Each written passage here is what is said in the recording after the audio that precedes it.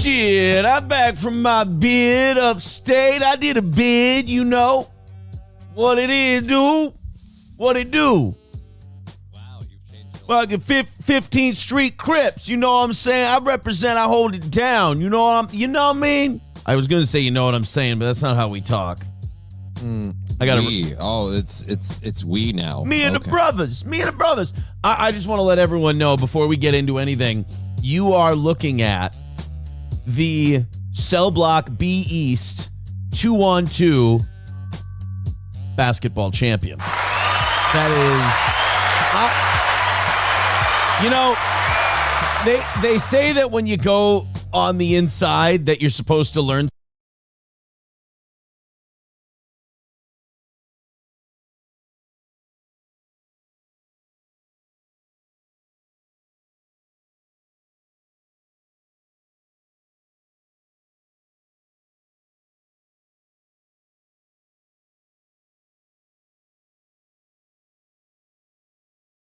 something, from the I learned a lot.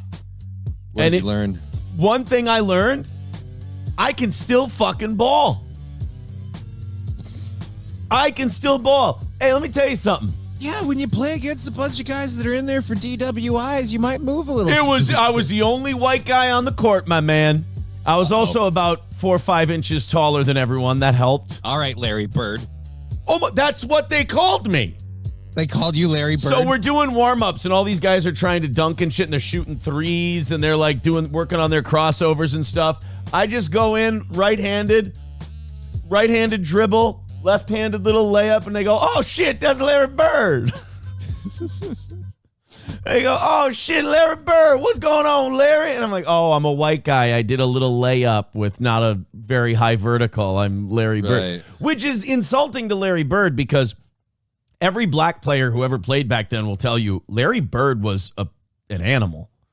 Like Larry Bird. He's a beast, but yeah, they kind of limited him down to just being really tall white guy. Not only was he really, really good, but he talked a lot of shit. Oh, really? Oh, he was mean. Larry Bird was an asshole on the court. I think Magic even said they're like Larry was a dick on the court. Like he was playing against the Lakers and they put a white guy on him and Larry was insulted. And he started yelling at James Worthy and Magic Johnson. He goes, how you guys going to put a white guy on me? You can't don't put a white guy. And he scored like 50 points that game. Larry Bird was a monster. He was right. Oh, yeah. No, don't put a white guy on Larry Bird. You put 2 black guys on Larry Bird. Then maybe you have a chance. And even still, he's going to get, 25, 30 points. Oh, Jesus. But look, man, it was, if there were 2 things I became known for on the inside, best goddamn center on the basketball court, and the cribbage guy. I was the cribbage guy. You had a chance to pick up around a cribbage. That explains like the sister's haircut that we've got going on. I went to Great Clips yesterday, and I told them, "Give me the Richard Spencer." And I fucked it up though. I got that space. I hate when I get that space. I forget how high up my hair is now. See, that's a little bit. There we go. That's you got to tuck back. There you go. Yeah. Oh, God, nice. But I just told them, I want to look like a white supremacist. And they said, you know what? In this region of the country, we know exactly what that haircut is. And I got to say, they did a good job. I want to look like a white supremacist. Sir, we can't improve on perfection. Yeah, we can. Sir, you mean that this isn't intentional? I'm sorry. No, it was, look, before we get into details, and everybody's got questions, if your question's under $5, I'm not going to be able to get to it. A, this needs to be a profit-making thing. And B, I'm not going to answer every goddamn question because every damn little I don't know how many ways I don't know how many different ways I can tell you guys without you believing me. I was not sodomized.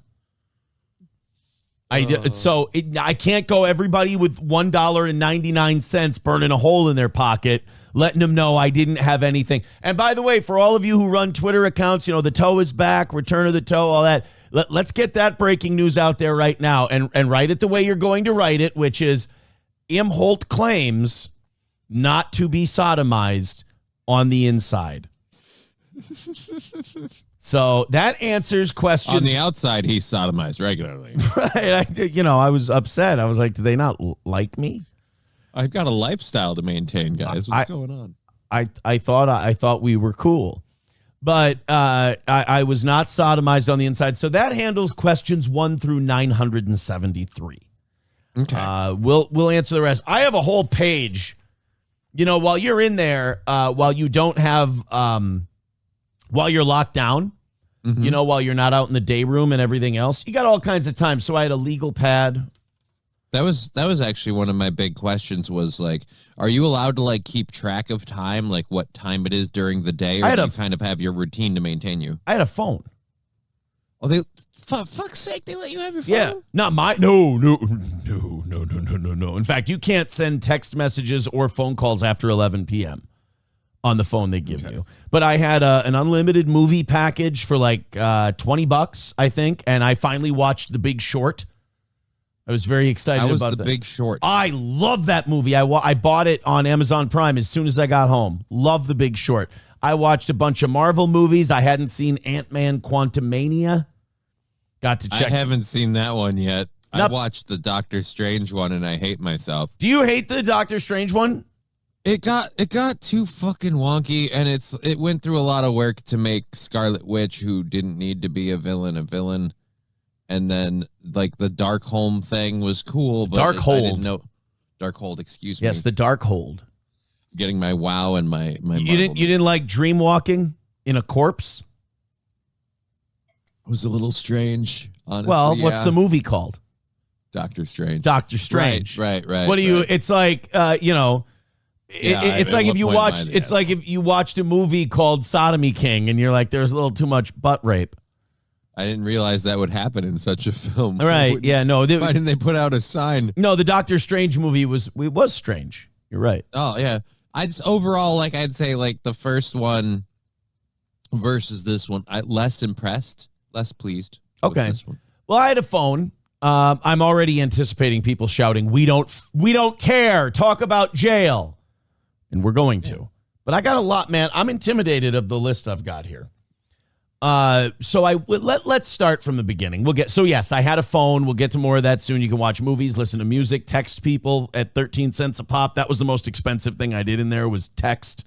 I text with SP. I text with my mom. I text, and those were, I wrote down 3 numbers before I went in because, I don't have my contacts, obviously. My mom, my girlfriend, and my attorney.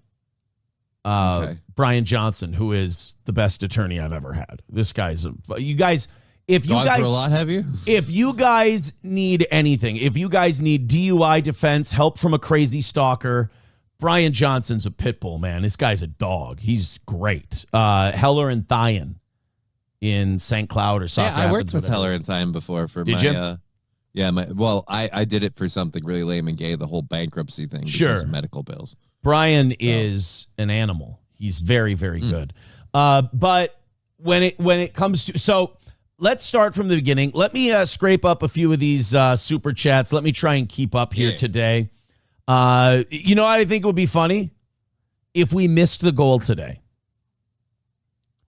I'm amazed you would think that would be funny. I think that would be very funny. Knock it out of the park. Oh, believe me, I want to make hundreds of dollars. I want you guys to welcome me back. I want to feel like my audience loves me. And I want them to go, welcome back, Aaron. We miss you. And, $100. And you know what we really need? The memberships, obviously, after taking a week off. Yeah. A lot of membership expirations and no live shows for people to build the memberships back up. So memberships are great. Let me get through these. Let me keep up with the money here. And we have a 4.5-hour show. We'll have plenty of time to get to all the jail stuff. I am nervous as hell to talk about it because there's so much I do want to talk about, and I know I'm not going to get to all of it. Then we've got Candace Owens with, it was fun to look at what happened while I was away because it was just a week. It was 7 days. I came in on a Friday, got out on a Friday. And Friday morning. Incarcerated on a Monday. Solomon Grundy. Eating pizza on a Thursday. Jail on a Friday. But I went in on a Friday, came out on a Friday, and a lot of shit happened. Like apparently Candace Owens got slapped with a gag order. She can't talk about Charlie Kirk, but she's still talking about Charlie Kirk. It's like violating gag orders is like the flu apparently now. This year, everybody's just violating gag orders. This is like the second time someone's tried to stop her from like, because the presidency was kind of like, hey, can you stop talking about how the French president's wife might have been a dude. might have a cock. That's why I love Candace Owens. Like the reasons she reminds me of me. The reasons she gets in trouble are so stupid. It's like Candace Owens like, hey, Candace, this is a legal matter. A judge has declared that you can't keep saying the wife of France has a dick. They used. She's like, I'll say it until she proves she does. And then right. Now, I will say this. I think it's funny that Candace keeps violating that gag order, but let me tell you something. You want to piss off a judge? You want to make sure they never have your back? Go ahead and violate a gag order. See what happens. Because it's basically the judge then, like judges are smart people. They went to school. They were lawyers. They're up. They don't want to mediate argument. They deserve to have an ego, right? They're intelligent, like accomplished people. So when some peasant starts violating their gag order, they're like, what are you, fucking stupid? Who do you think you are? Like, you don't respect me, you piece of shit? This is me trying to be nice, asshole. Right. So Candace Owens has all that going on. And then also the NBA betting scandal. I want to talk about that. Yeah. That's huge. Like the mafia's back, dude. That was actually one of my questions. How hard was it to sit throughout the week and see news stories where you're like, oh, I wish I could have covered this. Oh, my God, when it's breaking. Yeah, there was one that I really wanted to get to. And I don't think the NBA betting one happened like really broke until Friday morning. So I didn't have a chance. I didn't. Wednesday night, Thursday morning. Oh, okay. Yeah.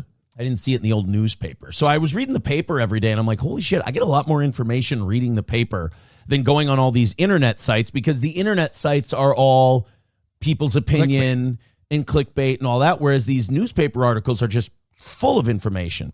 One thing I will say being in jail is that we need to get rid of phones. We need to get rid of instant access to the internet.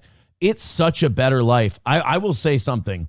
Being away from my phone, I know I have the tablet device for movies and shit. That's not really a phone. It's like a jitterbug.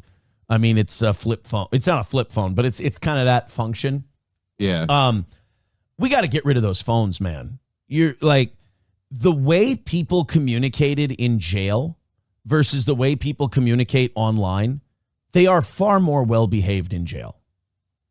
That's scary. Like the human interactions are healthier. Is it supposed to be the other way around? Yeah. The human interactions are healthier, better, more personal, more respectful. It's pretty wild. And again, I'll tell you why I'm yammering and jumping from topic to topic, because I'm terrified today. I'm not going to get in everything that I'm going to sit around this afternoon and go, shit, I forgot this. But I'm reading the newspaper. One story I wanted to get to, and we will get to it today, is this thing about, and I know, look, I kind of dropped a lot of my politics in there too. I'm not like, I know a lot of people are gonna be like Trump rules and Trump this and Trump that. I don't really care anymore. Mm-hmm. Also being in jail look, it's not libto. We're not going to have libto, but my thoughts on the whole system that we have has been severely altered. It's a borderline. I wouldn't say it's an evil system because I don't think it's intentional, but it's a bad system that we have it's designed to self-feed, which is the problem.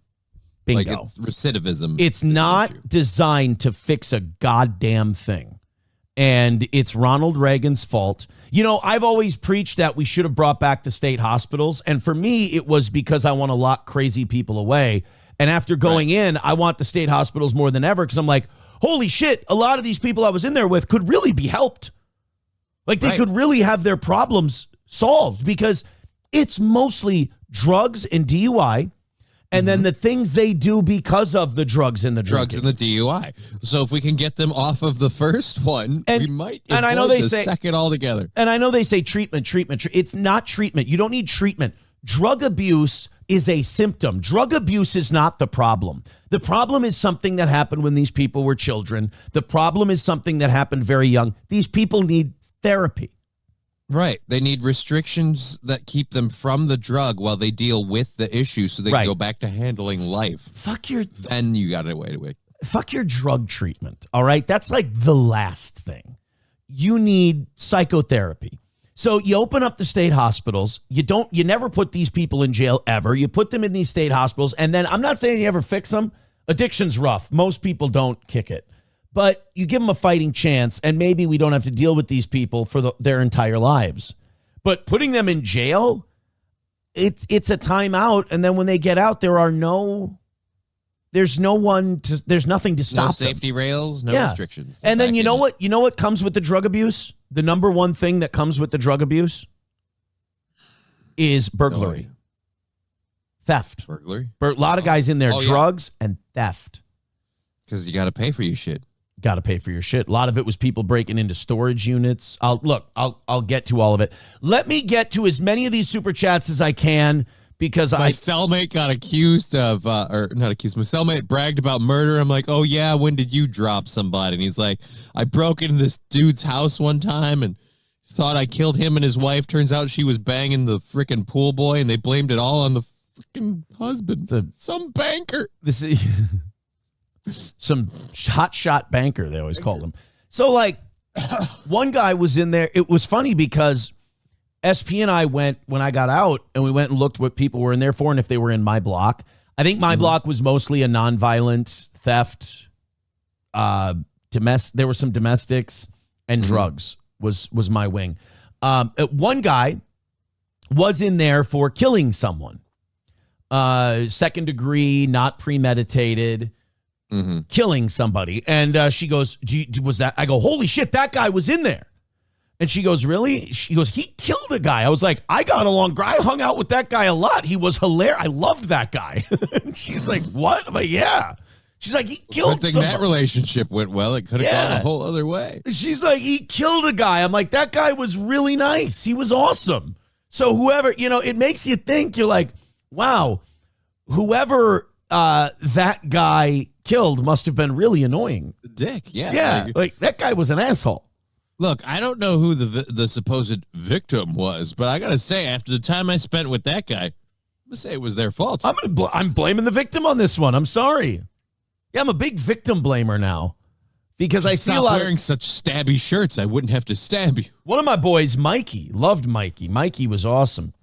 And Mikey was one of the guys I beat in 2-on-2. He was the guy defending me, and his partner was yelling at him, screaming at him during both games that we beat them. And I told him at some point, I told his teammate, I'm like, hey, man, you got to go a little easier on him. I go, I have a feeling that the only reason you're yelling at him and chat, because Mikey was about to quit. He was like, I'll leave. I was like, I feel like the only reason you're yelling at him is because I'm white and slow and I'm scoring points. It feels like an insult. It's not fair. It's not nice. Like, if I was black and like could jump really high, you wouldn't be yelling at him. But it's me. How are you letting the white boy score points? Well, I can, like I said, I may be 38 years old. I can still ball. Can't shoot a 3 to save my soul. But anything inside the arc, that's mine. That belongs that's to your me. Territory. The paint is mine, bitch.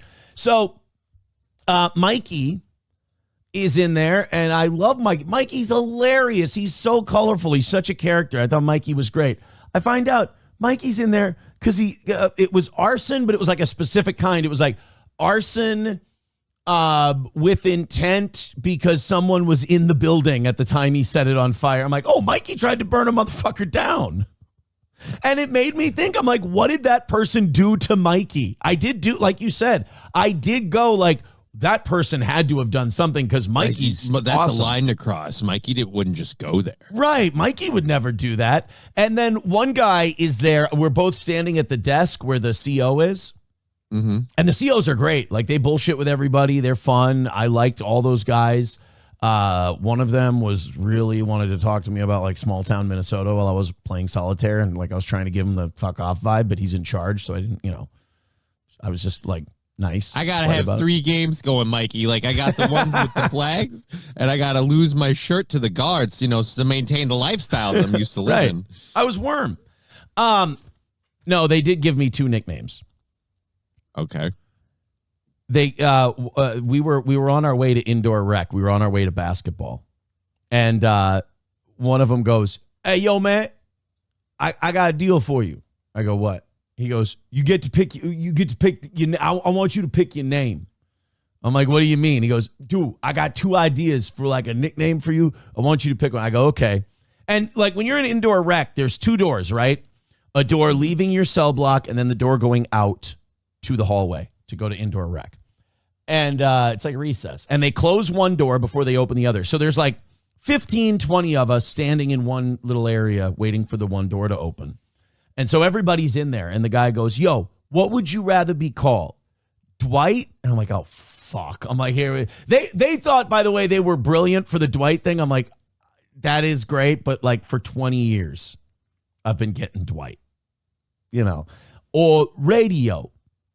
And I go, radio's not bad. Well, I asked him, I go, "Why radio?" Like, I asked him, I'm like, the retarded Cuba Gooding Jr. He goes, no, because CO said, like, you got a radio show. So, like, there were, like, 4 employees during my time there that were Steel Toe viewers, followers, listeners, whatever you want to call it.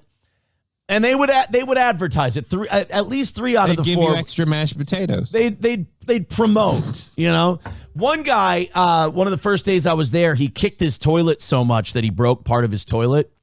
So they had to take him away, and he had a mental illness. And I was going to say, why is he kicking the shitter? What's going on? It wasn't like a violent guy. It was just a mental health episode, and they had to restrain him and take him out of there.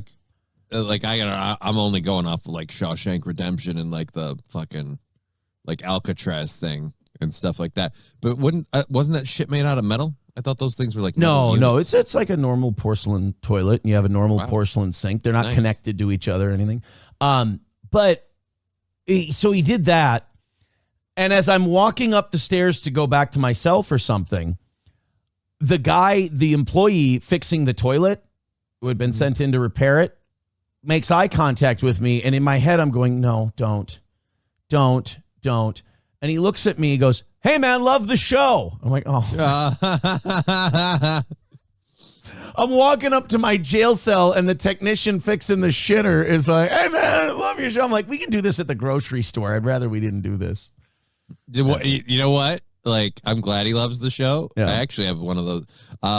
I would have loved it more if he'd been like, "Hey, dude, another win for the toe." And then just kind of left it there. So then one of the ladies running indoor rec said, "Oh my God, it's you. You're the steel toe guy." And I said, "Yep." So then everyone's around there.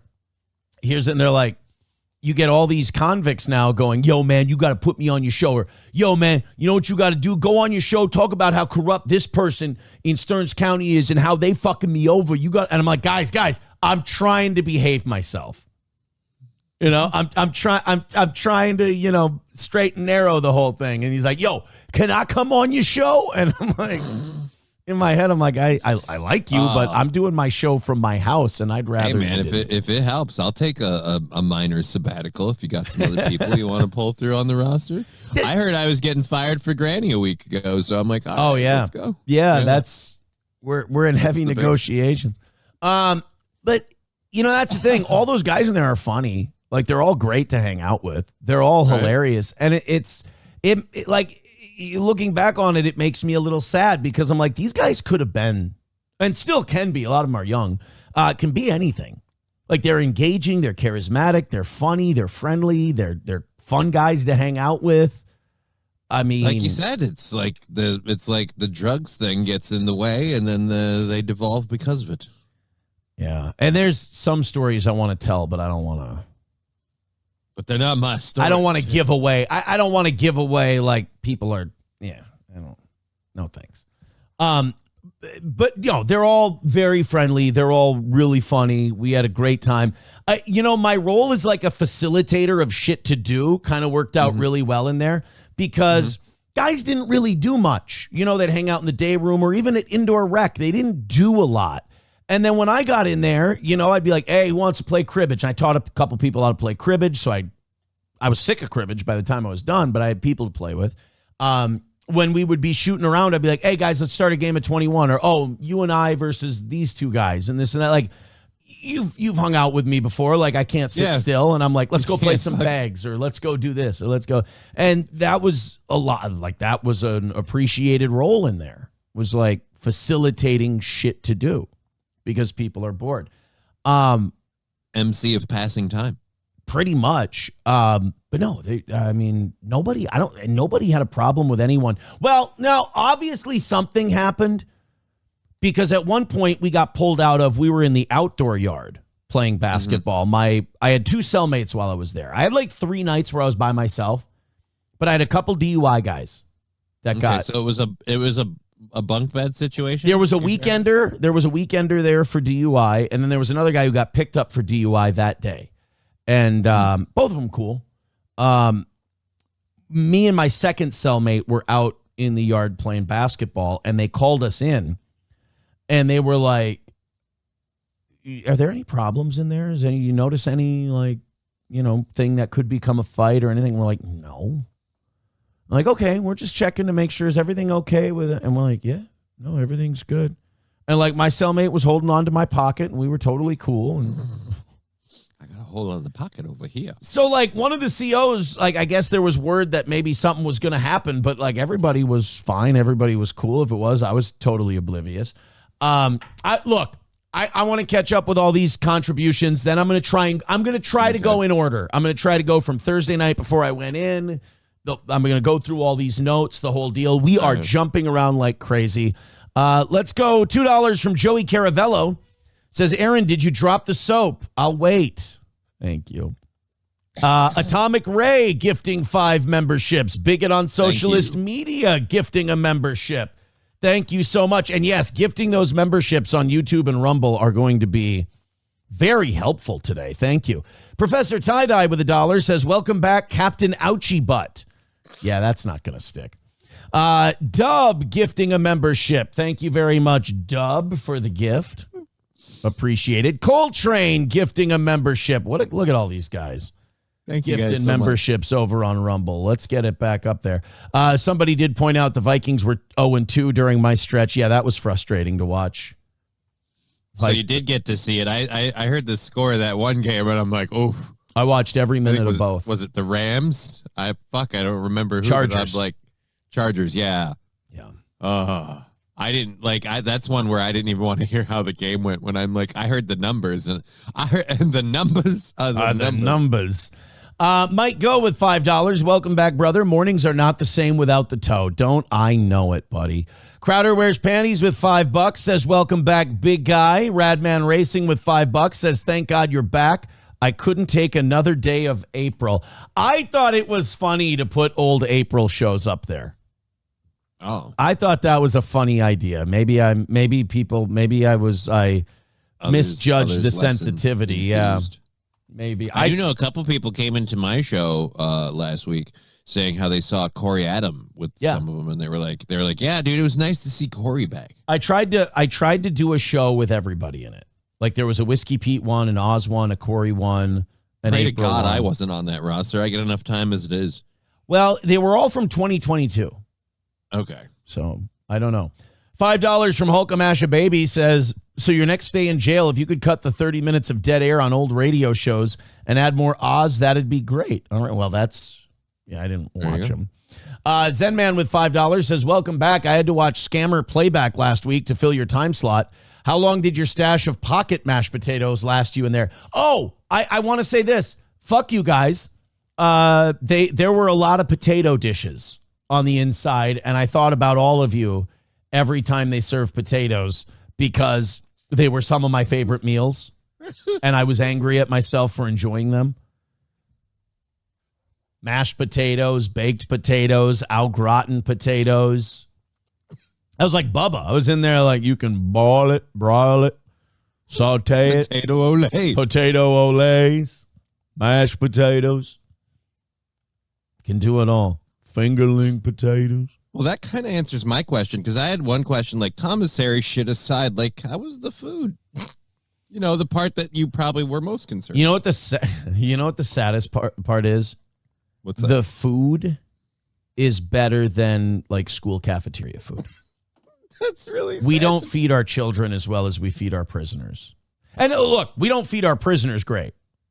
So either, teach your kids to, hotwire a car, or I don't know how else we fix it. Right. Like, by the time I got out, thanks to all the basketball and the food schedule, I lost 3 pounds.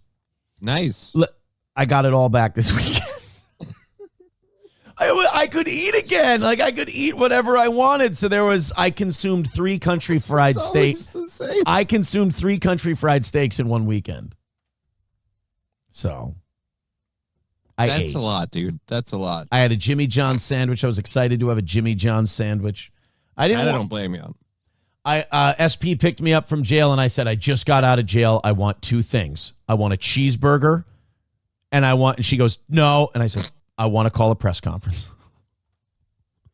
Joey Caravello with $5 says, was there any R-worders or sex offenders there? I think they probably I think I was in a different wing. Yeah, I think I was in a certain wing. There's a rhyme or reason to it. So no, there were none of those guys in there. Everyone in there was super cool. Like I said, really fun, or just quiet and kept to themselves. It wasn't until I got out that I learned that some of them did some rather audacious shit. And I don't believe it. I have a lot more empathy for women who fall in love with prisoners in like pen pal programs, because some of them are very charismatic and very likable. And you're like, I don't believe he would do that. I'm amazed this silver-tongued bastard didn't talk himself out of more time. Right. Hostile Soldier gifting a membership. Thanks a ton. Redbird with $1 says the only thing that got Ard harder than the Vikings last week was your ass. That's not. I was not sodomized. I'd like to say that Mr. Imholt put up a good fight.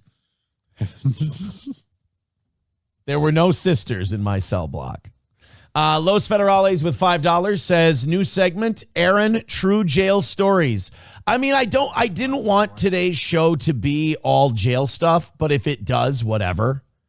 You should start pen paling some of those people on the inside. You could do that as a regular segment, like letter from a prisoner kind of deal. That's, you know what? Not your worst idea. I'm sure I've had worse. Rexstart parody account with $5 says, can't believe you missed the Epstein list drop and J.J. McCarthy's retirement. Don't bother now. It's old news for the rest of us. I think we're good. Okay, we're caught up on the Rumble end. All right, good. We are caught up on the Rumble. So let's go to the YouTube end and see what's going on there. Oh, my good Jesus, sweet monkey Christ. All right, let's... Burnside, thank you for renewing your membership. Says, we know you didn't do a single push-up in jail. I did push-ups. Not during my 1 week stay, but when I was in central booking in the holding cells, in the small one-person holding cells, I did a lot of yoga push-ups. I did a lot of when you're down on all fours, shut up. When you're down on all fours, you put one arm out, you put one leg back, and then you do and you crunch. I did a lot of those because I was in the holding cell. And we'll get to this later. I was in the holding cell for a good 8 hours before I went to the cell block. Yeah, slept a lot. Let's go. Scrolling, sorry. 199 from Unnerving Brain says, all the good pickup games are in jail? Figures. Oh, God, it's so easy to find a pickup game in jail. The basketball. I was shocked as shit. Number one, when a black guy picked me to be his teammate, I think it was the height. But number two, when I was winning, I didn't lose. It's important for me to stress this. I didn't lose a single 2-on-2 game in jail. I lost some games at 21, but I didn't lose a single 2-on-2 game in jail. We held the court the whole time I was there. And I was like, holy shit. Like, maybe I found like the worst black guys in the world at basketball. But I was like, I can still fucking go. And I don't know if you know this about me. I'm not in the greatest shape anymore. Yeah, dude. Like, that's one of the reasons I like hanging out with you, because you're an able-bodied person who makes me feel like, it could be worse. Yeah. I Taste My Own with $5 says that's what someone who was sodomized would say. Oh, and I wasn't sodomized. That's true. I mean, someone who was sodomized would say they weren't. So I guess there's no way to know whether or not I'm telling the truth. $5 from Mussolini Diff says, good news and bad news. Good news, Aaron is back. Bad news, Johnny had to wake up early. Sorry about that. Actually, no, I didn't have to wake up early. I was actually so excited for this show. I woke up an hour before my alarm, and I couldn't fall back asleep because I was like, I'm ready to do a show today. So, no, I didn't have to wake up early. I just did.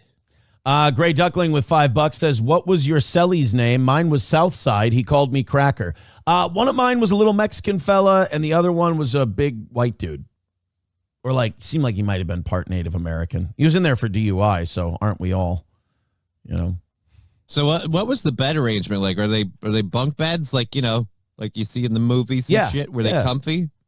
No, not at all. Okay, no. So the whole actions the dude took in Law Abiding Citizen, of burying a lawyer alive to get a better bed, was actually the right move. Okay. My lower back is still fucked. Completely. Oh, fucked. dear Lord. It's really bad. And then the stool you have to sit on that's at the table. Stop it. Stool. We got it. Yeah. You have a little concrete table and you have a stool there next to your bed for writing and stuff. That's where I took all my notes. That is not good. That's not doing your back any favors. The tables in the day room, they're not doing you any favors. So the chair's too low or something, and they're metal and they're uncomfortable. And then you take that and then you go in the indoor yard or outdoor yard and you're playing basketball for an hour and a half. And that's not going to help your lumbar support. No. So it's interesting. My back is still super, super fucked. Archmagus Tim with $10 says, welcome back, bub. How did he know my nickname in jail? $5 from Panhandler says, not even $2.50 on YouTube. You weigh more than you have viewers. Kudos. Like I said, I did lose 3 pounds. So I was very excited about that. I hope we don't have a spike today. I don't want people to just be here because I was in jail. And we have a solid core audience of about 50, 60,000 people a month. 600-700 people at a time. That's what I want.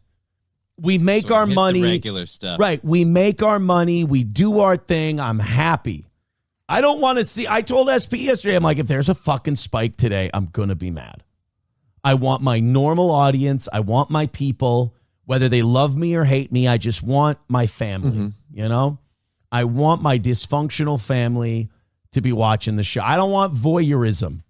Either you want to come back and kind of pick up the rhythm, not, you want to put in a bunch of layups, not just a single solid. Either get in or get the fuck out. That's what I say. Well, then I'm gone. Skybrick with $2 says, sounds like you enjoyed yourself, had a great time. I'll put it this way. I would have rather been home doing nothing.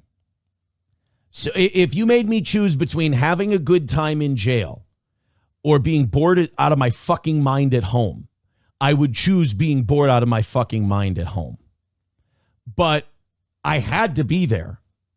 Yeah. And for having to be there, I had a good time. I mean, the worst parts were, you're not going to believe this. The worst part was leaving. The worst part was the being locked down in your cell. Like, as odd as it sounds, being away from people was the worst part. But How long, every day, were you locked down in the cell? Hour and a half, 2 hours at a time, and then you were out for 2.5 hours at a time. Okay. Unless it was like indoor rec, that was a separate time. That's an extra hour and a half. Then there was a thing called education. I thought that was like classes and shit. Turns out that's just like computer lab and watching movies. I didn't go any of the 7 days I was there. One of the guys, Thursday, they all knew I was getting out. One of the guys I was hanging out with was like, hey man, why don't you ever go to education, man? You've never gone. And I'm like, I thought that was like parenting classes and shit. And they're like, no, we go to we play computer games and we watch movies and this and that. I'm like, you told me the day before I leave? So now I got to go back in and make sure There's a water park over there. I find this out now. Right? Then it annoyed the shit out of me. Let's go to just making sure. Enjoyed yourself. Okay, that's the one I left off on. $5 from Shuli Madoff says, you went to jail and Crutches is still the biggest loser. Now, Johnny, that's not nice. That doesn't make sense. That's actually really mean-spirited. We're having such a fun little morning and everyone's having a good time. I'm fine. And then we got to go with that nonsense. Mussolini Diff with $5 says, question for the Al Bundy of the jail basketball court. Did the pocket taters stay intact? If not, the players slipping on the taters help. Yeah, it was like the Mario Kart version of 2-on-2. Every time we play him, we keep finding tater tots on the goddamn court.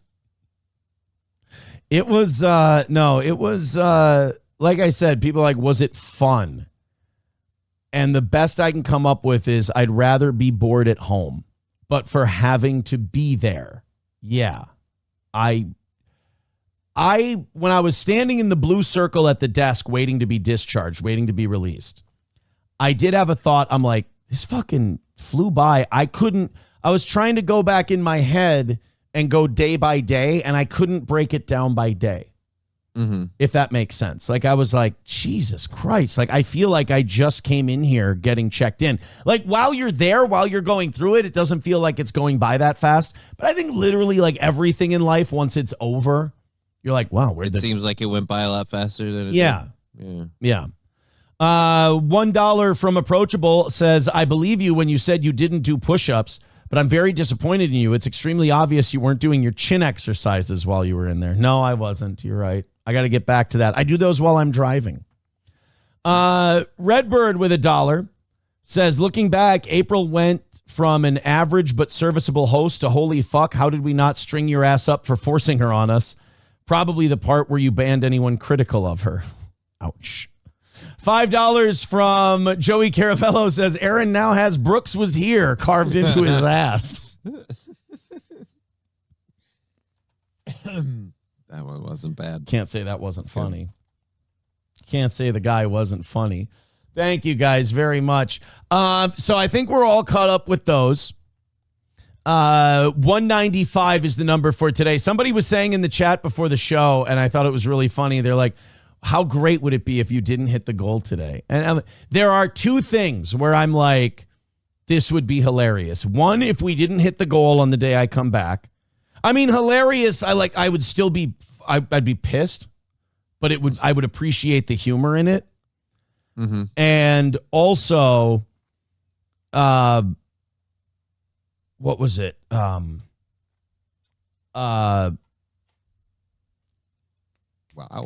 God damn it. We hit the goal. If we don't hit the goal, I think that would be funny. What was the other thing somebody brought up? I was trying to bring up this thing I wanted to make sure I talked about, and I totally lost my train of thought. Yeah, now I have no idea what you didn't mention anything to me, so I got nothing to go on. I think it would be really funny. I'd be pissed, but it would be really funny. Oh, if we didn't hit the goal and we didn't have any $100 donations today. Because, to me, a $100 there were $100 donations when I left. Like, hey, man, take it easy, blah, blah, blah. I feel like $100 welcome backs. If I don't get one of those and we don't hit the goal, and I think they go hand in hand, in a way. Right. I think that would be very funny. Again, would I be annoyed? Yeah. But I would appreciate the humor in it. Most overdoses happen because of addicts getting out of jail with no tolerance and taking too much to celebrate their freedom. I would believe that. Yep. I would believe that. Breaking news, local OBS misunderstander gives reassurances his anus remains unencumbered despite cocoa butter smell, claims cribbage title. Oh, I cannot claim the cribbage title. I taught people how to play cribbage. And you got schooled? And one of them, I didn't beat him until like the third or fourth time I played him. He's fucking killing me. I was getting a little annoyed. I was ready to start cheating like my grandma used to. If we started beating my grandma in cribbage, she'd just cheat. Really? Dirty, man. Yeah. Fucking old lady was not having it. That was her game. Youngins got so much on her. She's like, no, this is the one thing, like hell or high water. I'm not giving this up. Grandma wins cribbage. People are trying to figure out who the Mikey is. No, it's not this person who tried to, what is it? Stealing a laptop from a South Minneapolis clinic and then strangling a female member of this. No. I hope you didn't give out your address or phone number to your bunkmates. No, I did not. Skybrick with $2 says, you idiot. Weren't you supposed to lose at everything? I mean, if I'm running like the worm gimmick in rounders, I'm supposed to lose everything. Just keep the lifestyle, that you're accustomed to. Keep the lifestyle that I've, become accustomed to living. Right. So I guess, okay, good. We're all caught up. Everybody hit like, hit subscribe, hit share, all that good stuff. And we got over 600 before 7 o'clock. See, I'm going to get fucking mad. Because we're going to be at 700 before 7 o'clock hits. And 700 is a solid peak for us. Mm-hmm. If we hit 900 today, I'm going to be fucking mad. Maybe it's just maybe all the regular people that filter in on their time today made an extra special effort to. That is, I told SP. Maybe like me, they just kind of woke up rearing to go. I told SP if we peak out at 800, that's still enough to beat everybody else. But it also, I can justify it as all of the people who watch later tuned in live today. And that's okay. Yeah. If it's over 900, I'm going to be fucking infuriated because that's just gawking. Wow. I don't want gawking. We hit 1,000, I'm shutting it off. All right, now I just want to hit 1,000. I'm shutting the show off. Just to hold you to that. I'll be like, hey, dude, it's at 1,000. Time to go. Shut it down. Oh, man. Veldrain with $1 says, a McDonald's employee Christmas party where you can't go home and some people kind of speak English. Is this what jail was like?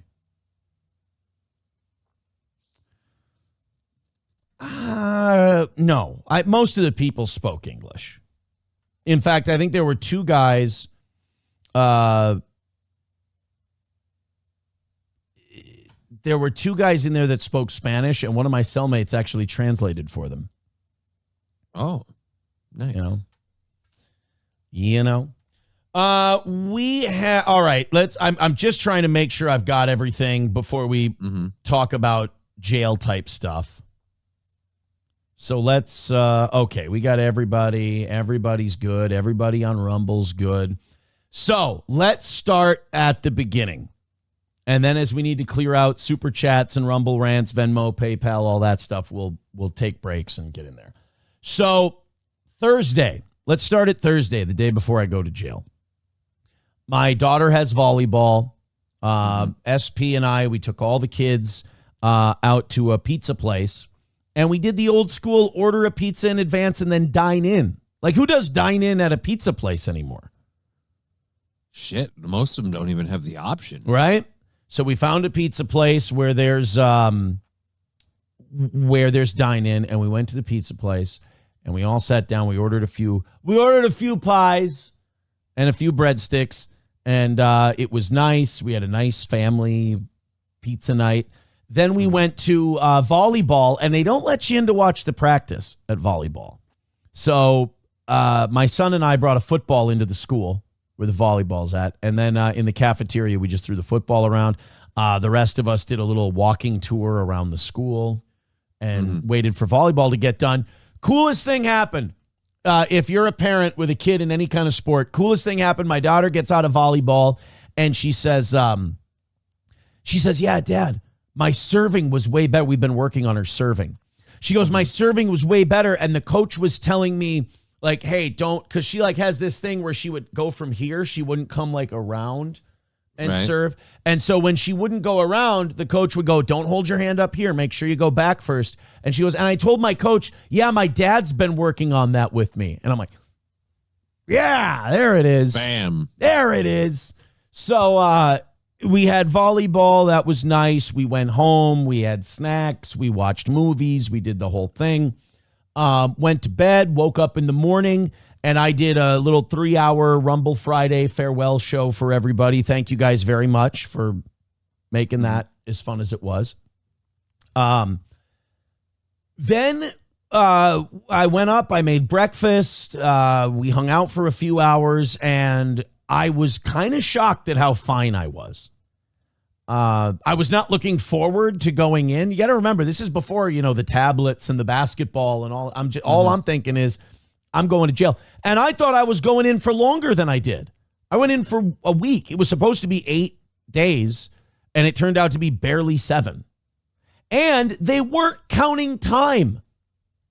They were counting days. That's why I got released on day 8. I didn't serve 8 days. I served 7 days, 6.5 technically. And they let me go at 5 a.m. on the 8th day. I thought that it was going to be whatever time I checked in. And then start the clock. So I got in early. I got in like 11:30. And they let me out at 5 a.m. I had until 3 p.m. to check in. So I went in like they had like a check-in window? Yeah, I had. I came in 3.5 hours early, so I gave them a free 3.5 hours. Stupid. I will say this. You know how I said I was 50-50 on whether I wanted to serve it all at once versus weekends? Yeah. Like they both had their benefit. I am so glad I did it this way. Because like I would have just gotten out this morning at like 4:30. Mm-hmm. This would have been my second weekend. And then I'd be looking at going back again this coming weekend. Ugh. Right. And then the next one. Well, so it was really just a lot easier to just get in. Everybody who said routine, that was absolutely right. You got to just do the whole thing all at once. I mean, I was annoying the COs because I had so many questions about getting out Friday, because it was one of those things where I was like, this is fantastic, amazing news. And I need to hear it from like 4 people before I believe it. And so I was kind of asking them lots of questions, and they were very nice, very polite.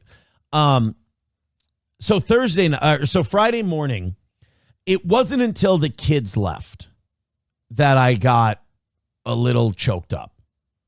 Once the kids, I think there was like a distraction in there. And then once the kids were gone and it was just SP and I was starting to be like, oh, this is, I had the Henry Hill thing going on where I just wanted to take the couple of pills and, okay, take me to jail.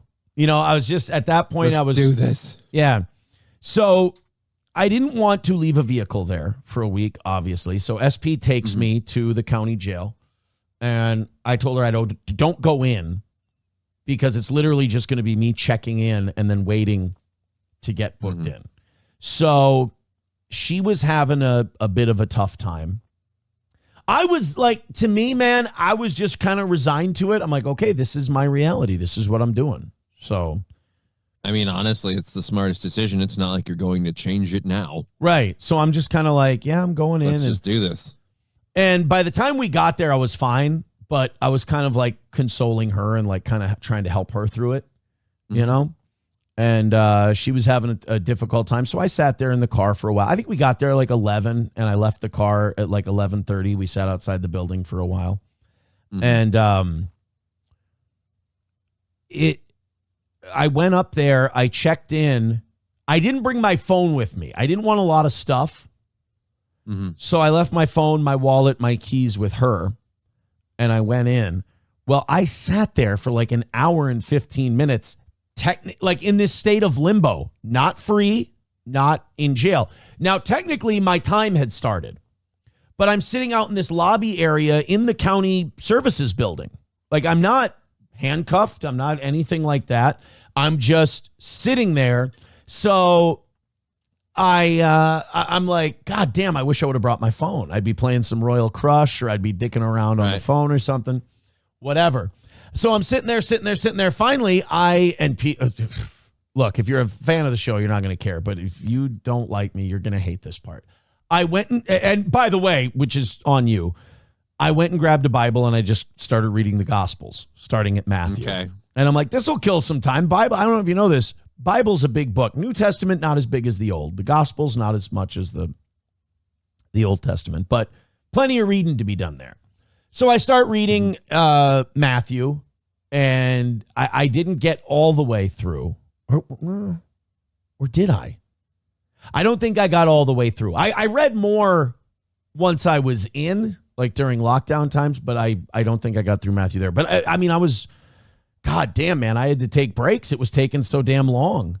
And I'm like, well, I don't want to. And then part of me was like, why don't I go do a lap around the building? Why don't I go walk around the building? I'm not sure I was allowed to, but I thought about it. And then I'm like, well, what if they call me to come take me out of there?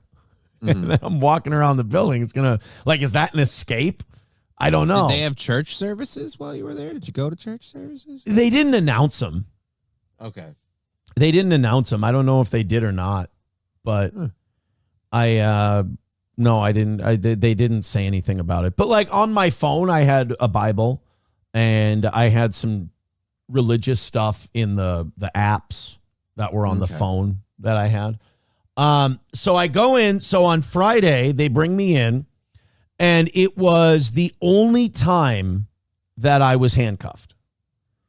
They bring you in, and when they bring you through the the metal detector, and they bring you through to pat you down at the check-in at Central Booking, you wear handcuffs for about 30 to 60 seconds. You get them on, they get you through there, they do that, and then they take them off. Take them right back off. Yeah, so you do all that, you give out your possessions. I had money that I wanted to put in my canteen to begin with. They take the booking fee out of that, and then you go to Central Booking. Central Booking is 1,000% the worst part of the whole thing. Central Booking is boring as hell. It's shit. You can hear the crazy people who have mental problems down the hall in Central Booking. Because Central Booking is just like everybody who got picked up. Everybody's there. It's almost Everybody's like Gen there. Pop. No, Gen Pop is different because the cell block you go into is very specific to kind of what you did. Okay, well, so wait, so the like Gen Pop is just that block and not like everybody? Gen Pop is your cell block. So you have a lower tier and an upper tier. I was in upper tier. For a couple hours, lower tier goes out into the day room. Then upper tier goes out into the day room. General population is when you go into your cell block. That's when both tiers are out. That's general population. That mealtime is general population. Central Booking is different. That's Central Booking. That's where you go before you get put somewhere or released, whatever you're in there for. So Central Booking was me just feverishly trying to fall asleep. And that's when I did some push-ups. I did some yoga crunches. I exercised. I did some DDP yoga ignition stuff and shit like that. And I would fall asleep. I think I fell asleep for like 2 or 3 hours the first time. The food in Central Booking not so good. And I fucking hated the audience. I had to eat dinner in Central Booking. So I got into Central Booking at about 1. And then I didn't get into cell block B until 9:30-ish. Oh, dear Lord. Yeah. So I was in there for about 8.5 hours. The first meal, baked potato and sweet potatoes. That's it? And there was some cornbread. I was gonna say, like, it's a lot of starch to stuff you up on. There was some cornbread, and then like it wasn't pineapple chunks, it was like pineapple skins floating in water. It was horseshit. It's terrible. And they don't have any, it's not like the cell block where you have vending machines and soda machines and all that. You can eat whatever you want. This was you eat this or you don't eat. And I love potatoes. So I ate the potatoes, but I hated all you guys while I was eating the potato. I don't like that I thought of this audience while I was in Central Booking eating potatoes. Every bite, I was like, oh, yeah, I get. Like I'm. It's like when you see a guy locked in solitary and he's talking to himself. Yeah, that was me. Like you were that guy. Every potato bite I ate, I went, oh, I fucking get it, guys. Tater pockets. Oh, tater toe. So then, other people thought I was crazy. Nova's having a weird day. Everything I'm saying is a lie. Apparently, Nova's one of those guys. I need to have had a certain experience in jail, and I was excited for this part. I was like, God, when I tell people about what happened in jail, some of them are just going to be incensed. Some of them are just going to be angry. But I don't know. I'm one of those guys who's always going to try and make the best of whatever I'm doing. I don't really wallow. That's not my thing. But he says, you checked in at 11 a.m. Right. I didn't get into the actual jail until about 12 something. But yeah, 11:27 was my check-in time. But you go up to a desk, you go up to a lady behind a window and you go, hey, I'm here to check in for my time. And they go, okay, have a seat over. You basically sit in a waiting room. And I sat in a waiting room for about an hour and a half or so. Most of the people who are going to run don't check in. So they kind of trust you when you show up and you go, hi, I'm here to do my bit. Nobody goes in and goes, I'm here to go to jail. And they're like, just fucking with you. So I go into central booking and then I get out for a while. That's where I meet my first steel toe fan, luckily an employee, not a resident. And we were talking a little bit and, you know, he's got to ask me the questions like, are you going to hurt yourself? Are you going to this? Are you going to have you drank or anything? I thought about that. And I thought about like, should I go have a couple of drinks before I go to jail? And I went, no, because I don't know if that's going to fuck you over. I don't know if that's a problem. It's not that important to me. Like it's a week. I'll be fine. That's the other thing. When I got out, I didn't crave booze. Like I didn't want to drink. I think I've been drinking too much water. I suddenly have to use the restroom. I apologize. Oh, how dare you? Yeah, so it's weird. So I'm in central booking. And then hours and hours and hours go by, and it is wildly uneventful. There's one young lady who's having a difficult time. She's screaming about water, and she's pounding on the door of her cell. And it's amazing when you're in central booking for long enough and you're just bored and you have nothing to do. The sound of someone banging on the door, having a mental breakdown in central booking, you try to create music to it. You try to create a rhythm, or like in my case, I was trying to create a backstory for this person because you're doing anything, you know, they say in Shawshank, you do anything to keep your mind occupied. When you're in central booking, it is anything you can do to keep your mind occupied. So then eventually 9-something comes around and it's time to get booked in the jail cell in cell block B East. They take in, you strip down, you gotta bend over and cough. You gotta lift your balls. You gotta do all of that. So that's another reason I'm glad I did it all at once. I think you have to do that every time if you do weekends. And then changed into the clothes. Got my radio. You get a little radio with headphones, and what that radio has is a frequency that the TV is on. There's 2 TVs in the day room, and you put your radio headphones in, and then you can watch TV. Got my radio, got my headphones for my phone or tablet, whatever you want to call it. Got your tote, your carrying tote with all your mattress and all your stuff in it. And then you go into the cell block.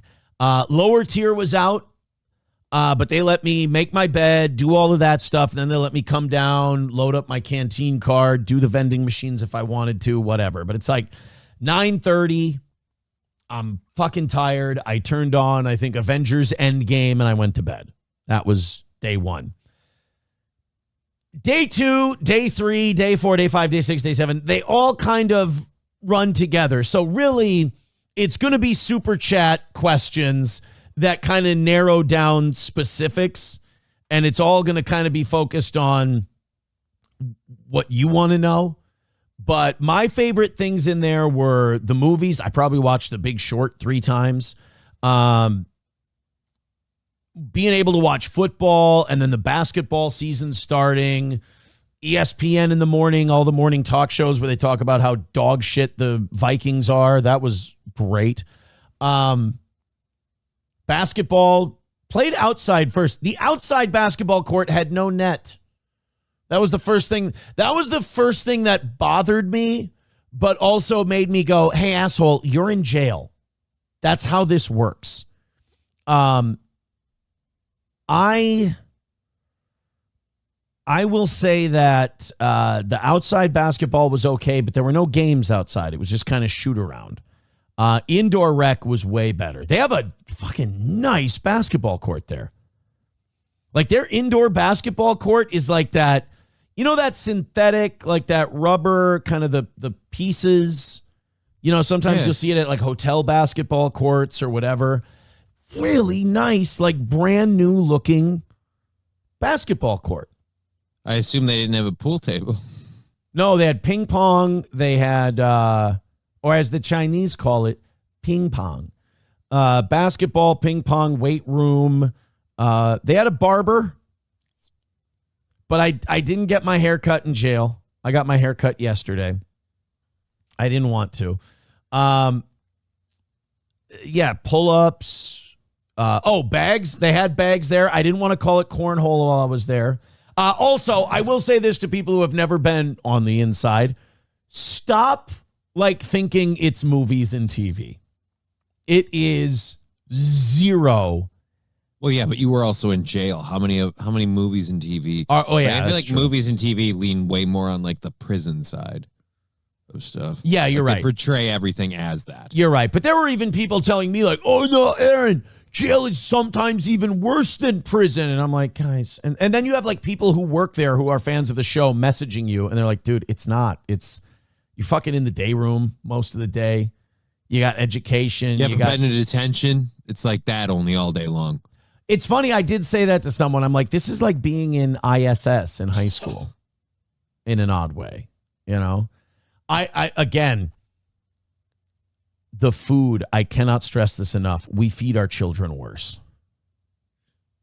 We do dog shit to our kids, but if you burn down a building, oh boy, is there at least a nice meal on the other end of that. I mean, it's not great compared to food on the outside, but it's better than the shit we feed our kids. That is not good. Did they have any Italian dunkers while you were in there? I didn't have Italian dunkers. We did have taco day. It wasn't Tuesday. I think it was Thursday. We had tacos. So that must have been nice. Or taco salad. Whatever. Do the people now obviously I'm again thinking of prison version. Is there an actual food staff, or do the people No, they bring in trays. I'm sure there's a kitchen somewhere where they're putting this shit together, right? But they wheel in trays.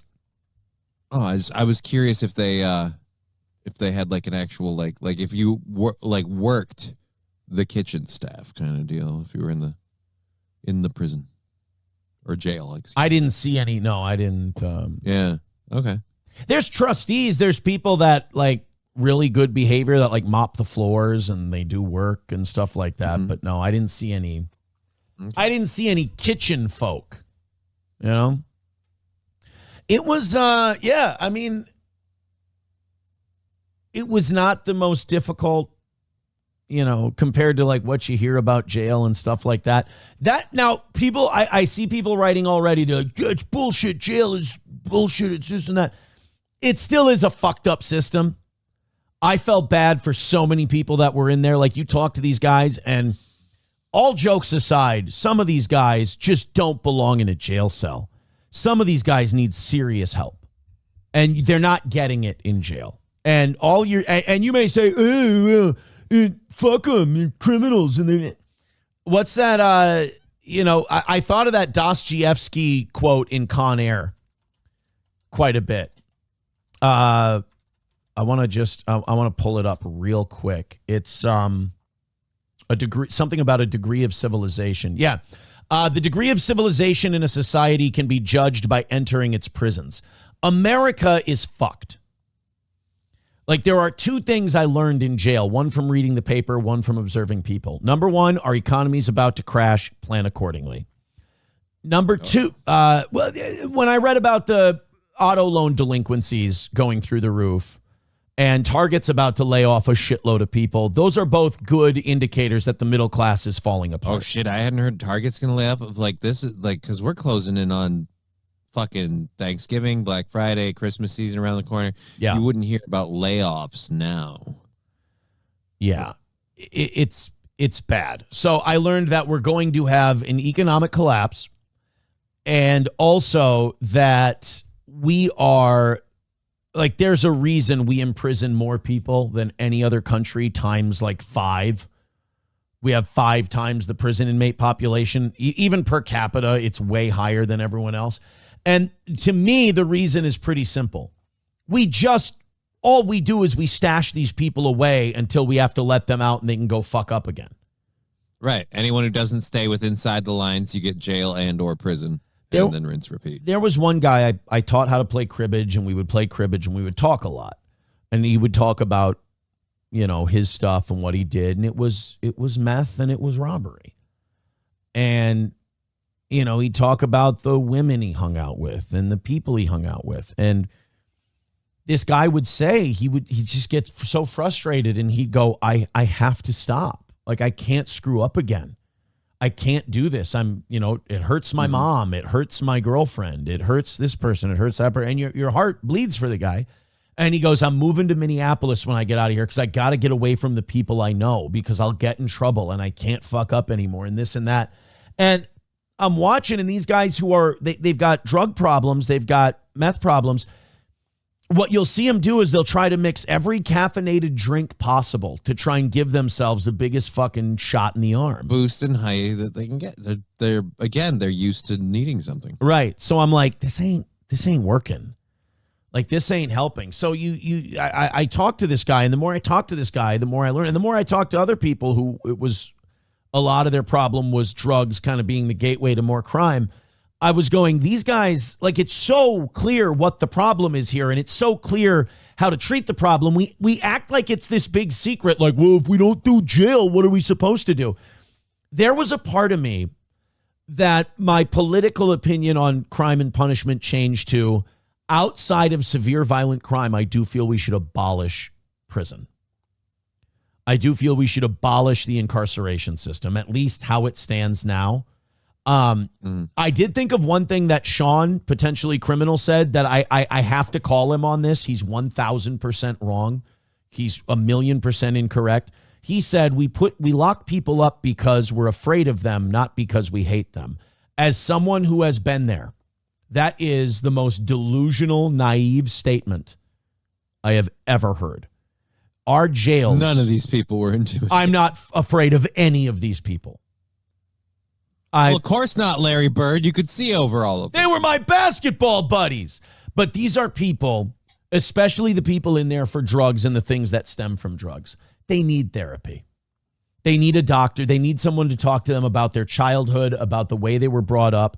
Because one thing about therapy, when you do it right, you don't know until someone kind of makes you talk about it and brings it out of you why you are. Goes, hey, that's fucked up. And you go, whoa, wait, yeah. And it clicks with you. And you're like, oh, shit, yeah. That's something that was passed down from my dad, from his dad, from that guy's dad, from that. And you got to be the one to break that kind of behavior. These guys need therapy because I don't think they even know why they do what they do. Their drug problem is not their problem. Their problem is something else. The drugs are a symptom. The drugs are a coping mechanism. We don't need to be locking these people up for drugs because I'm just guaranteeing you're going to see them again. The saddest part was talking to this guy and him wanting to get better and knowing he wouldn't. Like, I didn't. You knowing he wouldn't, or yeah, he knew he me knowing he wouldn't. Because I was like, I was hanging out with the guy who was talking to him. I'll tell you right now, he was a good kid. This is not a bad guy. We got to stop acting like everybody who's in there is a bad guy. They're not. A lot of these people, like all of the brothers I would play basketball with, a different environment, a different Solid atmosphere, dudes. a different I'm serious though, a different upbringing, a different atmosphere. These guys are great salespeople. These guys are great marketers. These guys are entrepreneurs. They're what some of the things I heard them talking about. I was like, God, if you could channel this to something different, you'd be remarkably successful. Because every one of them, engaging, friendly, they didn't want anything. They weren't hustling you. They weren't trying to get something out of you. They just want to kill the time. They want to serve their time. They're funny. They're engaging. They could get along well in a workplace environment. They don't get away from the drugs, and then they do stupid shit like assault and theft and all these other things. So when I say it was all Reagan's fault, that closing down the state hospitals, I mean, I don't think we should be putting how long someone's incarcerated into the hands of a judge, because I don't think they know. I think we ought to put it in the hands of doctors. I think these people, all nonviolent offenders need to go to a mental health facility where they are incarcerated. They can't just leave, but they're sentenced to a mental health facility, not for a certain amount of time, But until a doctor says, we've worked through things, this person is no longer a threat, not to society, but to themselves. Right. This person is not a danger to themselves, or at least is the least dangerous they've ever been to themselves. And I stamp it. They're allowed to leave. Or something like that. Because the way didn't we have issues with that in the first system that the Reagan closed down? Not that his solution was the right one, but weren't there some issues with like you get in and you can't necessarily get out and that probably kind of thing? And probably one flew over the cuckoo's nest style shit. Right. And there's levels and there's issues, and I'm not let me preface this with I'm not smart enough to fix this. I don't know what the solution is. I just know that we need to all be brainstorming different ideas, because what we have right now is shit. What we're doing is not good at all. It's a bad system. And I was a little libto. My heart bled for some of these people. Some of them are just fucking around. Some of them are just causing trouble. But you can tell a lot of these people, you're like, there's something there. You can see it. Something happened to them. And if we could get... Somebody did this to you.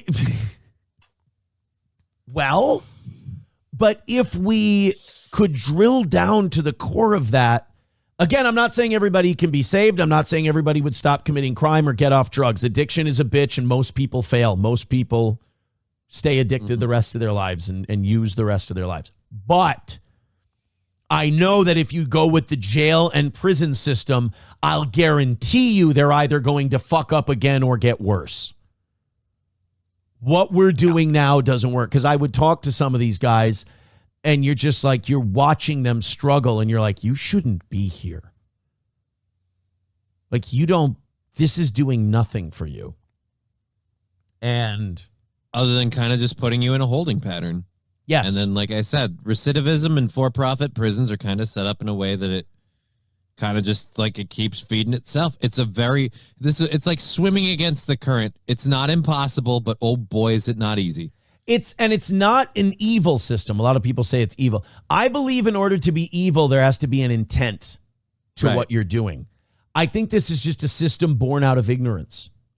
This is a system made by people who aren't qualified to know how human beings work, how their brains work, and I really do think doctors and psychiatrists should be more involved in the crime and punishment system than they are.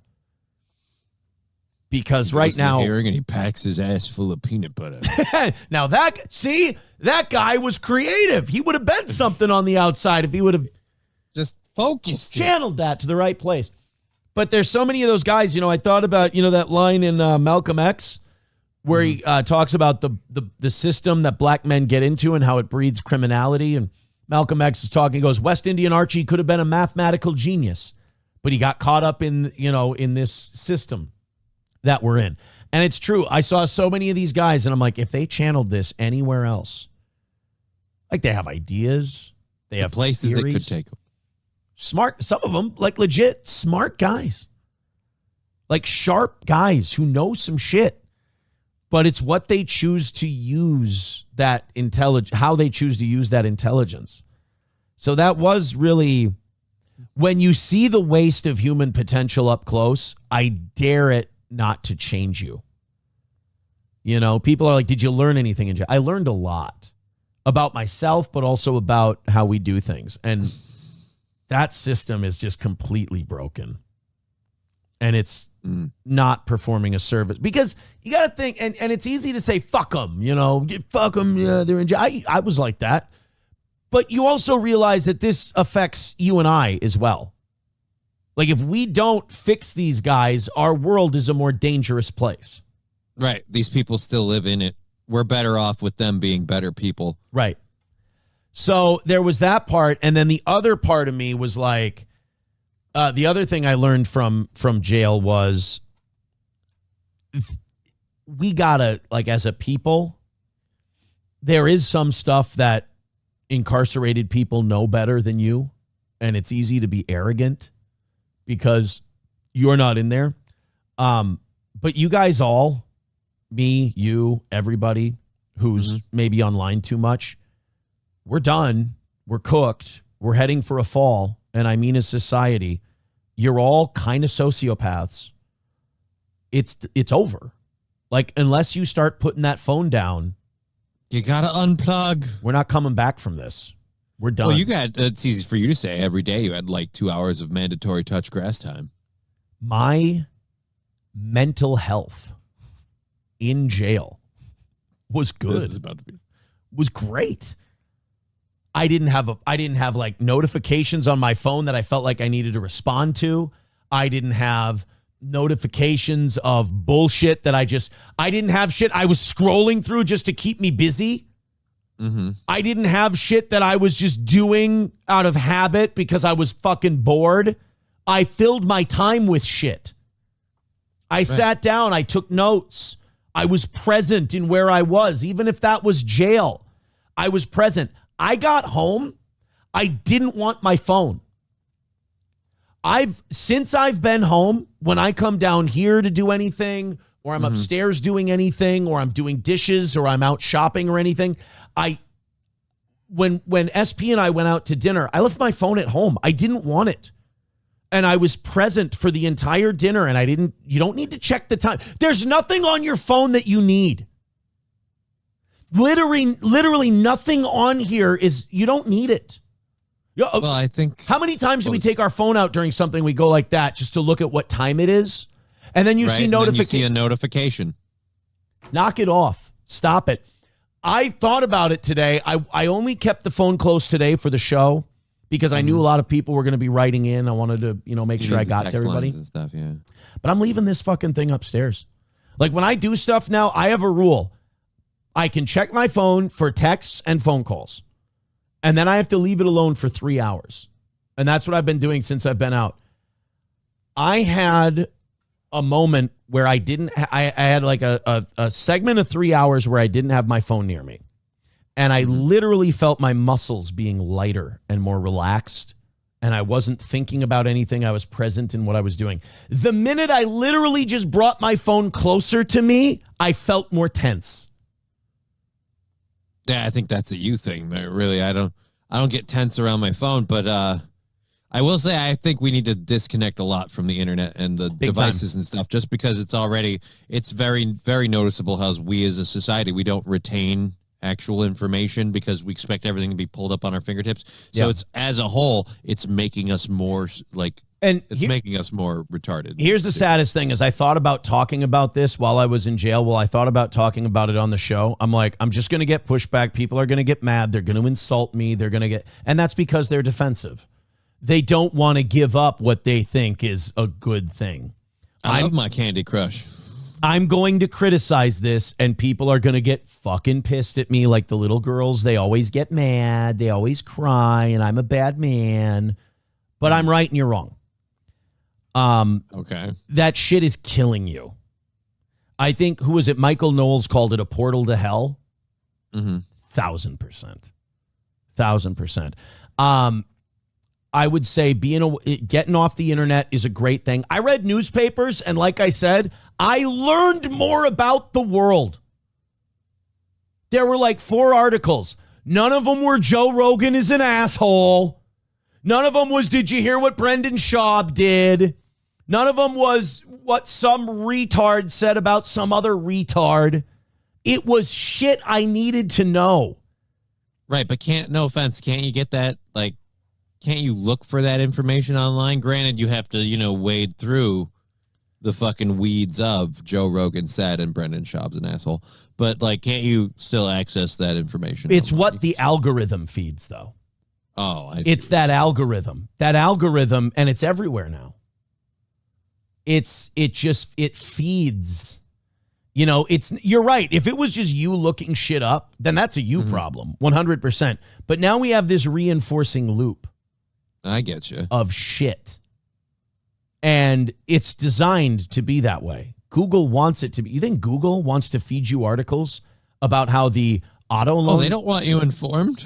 Right. Their algorithm isn't going to feed you the auto loan business is falling apart. Did you know that a major auto part and auto loan holder went bankrupt last week? The auto parts king? Not Ray Zelinsky. No, he's Damn fine. it. All right. But Good, no, good. a major car loan holder went bankrupt because they were trying to hide. It was due to fraud. They were trying to hide the fact that these loans were delinquent and that the loan business was not going well and that working people are having a hard time paying for their vehicles, which is a bad sign for the economy. It's not that different from what we were doing to hide what was wrong with the housing market back in 2008. Now, granted, Yeah, but the housing market got propped.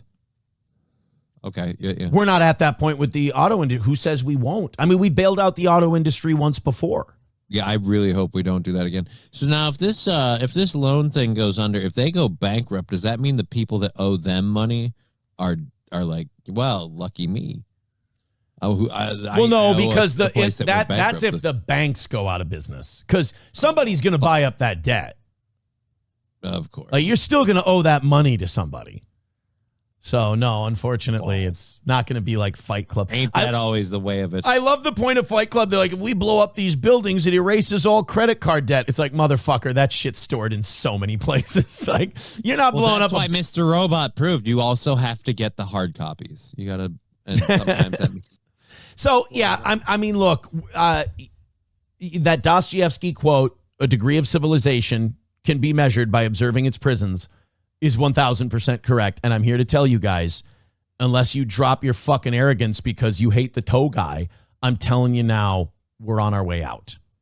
We are in end stage capitalism right now. I think it's been end stage capitalism for most of my life. But here, Johnny, buy seeds. Oh, believe me. I'm not at that point. I've got an entire prepper room ready to go.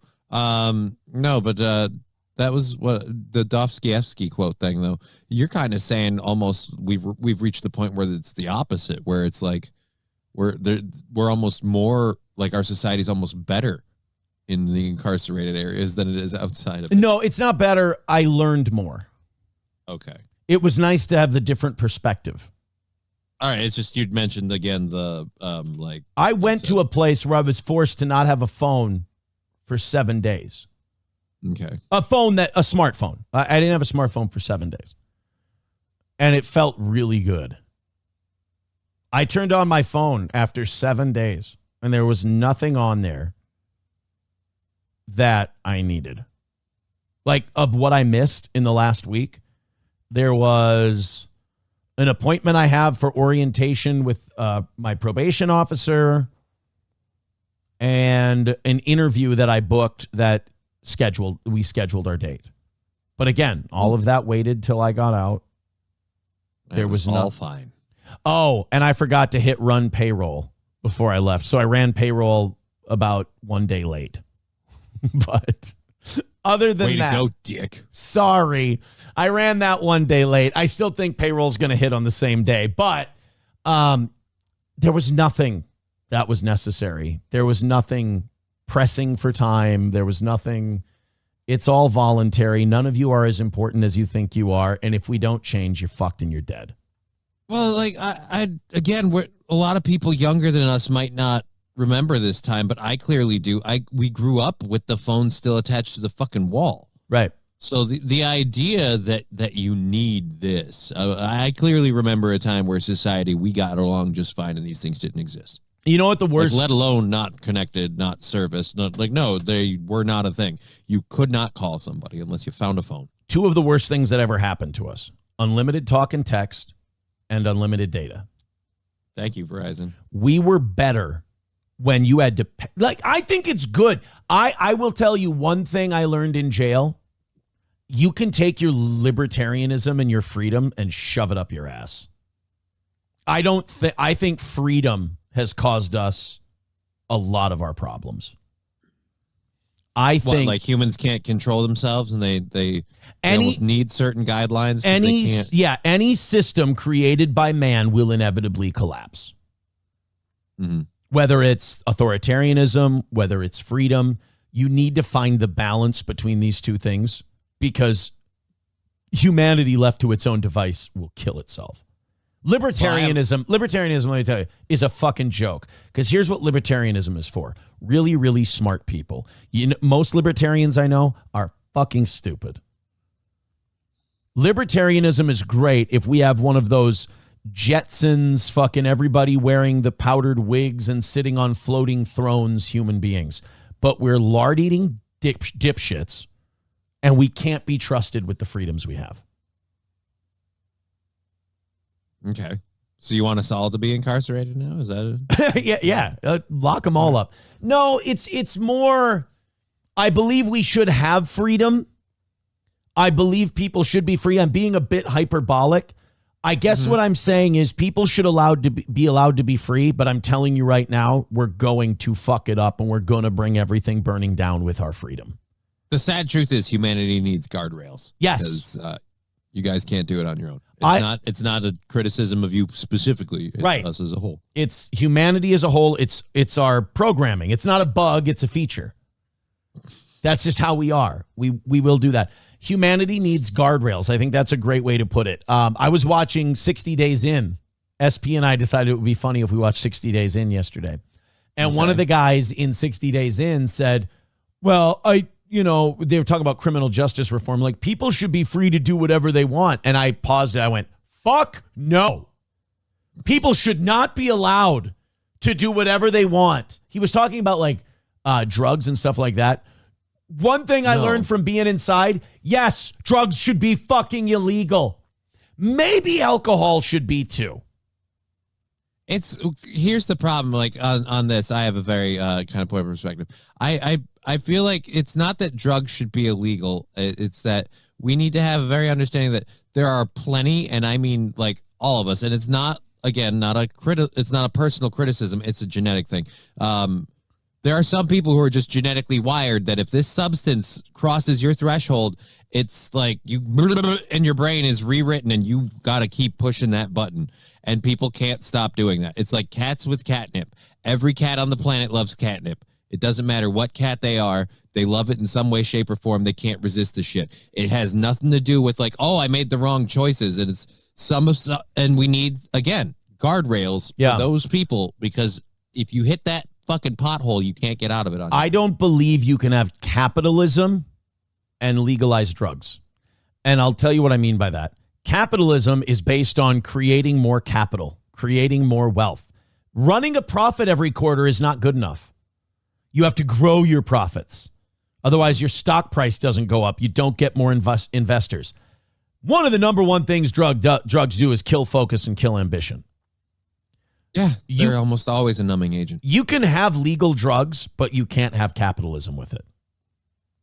You can have capitalism, but you can't have legal drugs with it, because... Yeah, but now I've got a philosophical question for you. Where do you draw the line on the drugs thing? Like, are we going to talk about, like, because we're in a society where, again, a very early age, slap a fucking medicine on it, throw a pill at it.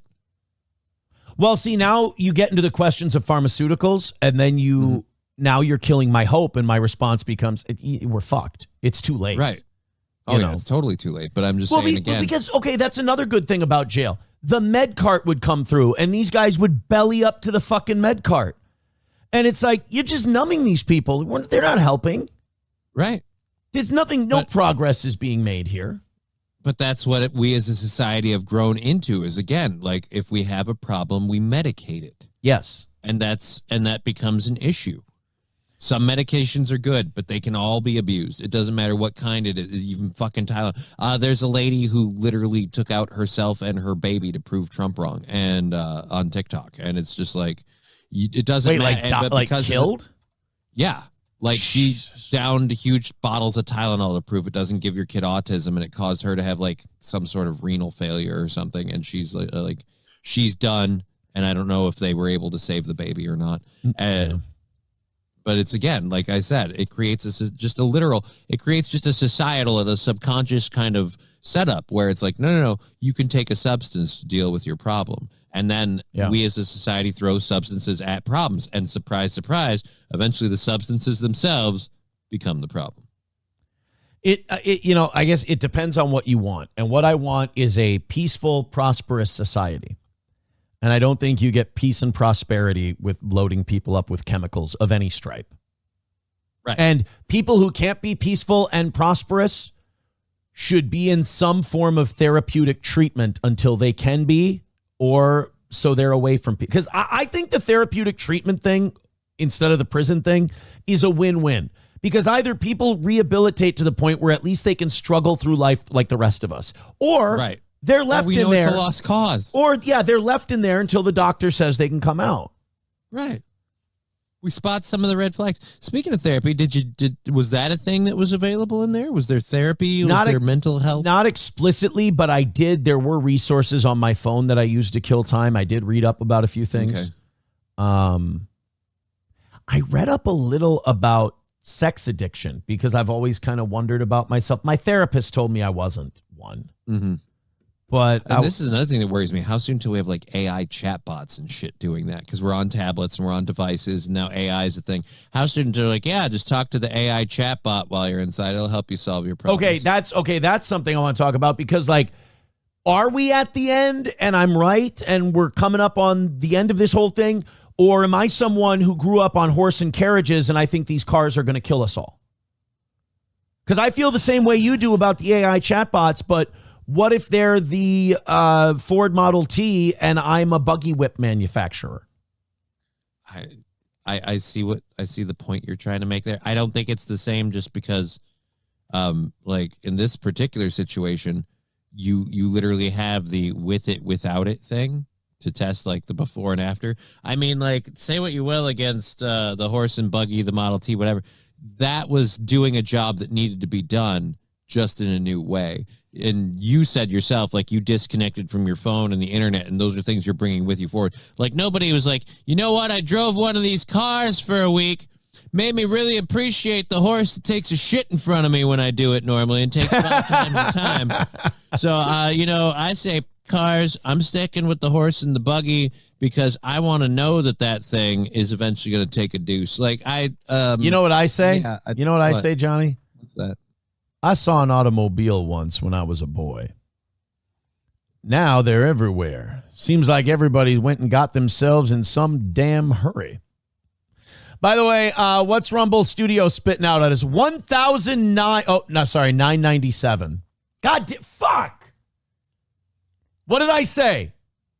You didn't want a spike. I didn't want a spike today. I wanted a normal show with our audience. 995. Well, see, there we go. 998. Hit like, hit subscribe, hit follow. At least subscribe if you're going to be here. We're not touching 1,000 tomorrow. Probably not. I was okay at 800. Anything over 800, I was going to be fucking pissed. And now I'm mad. And what did I say? It's going to be hilarious, but I'll be frustrated if we don't hit the goal and if there's no $100 drop to say welcome back. Sam with $5 says, how does your rear end feel after jail? What's your new boyfriend like?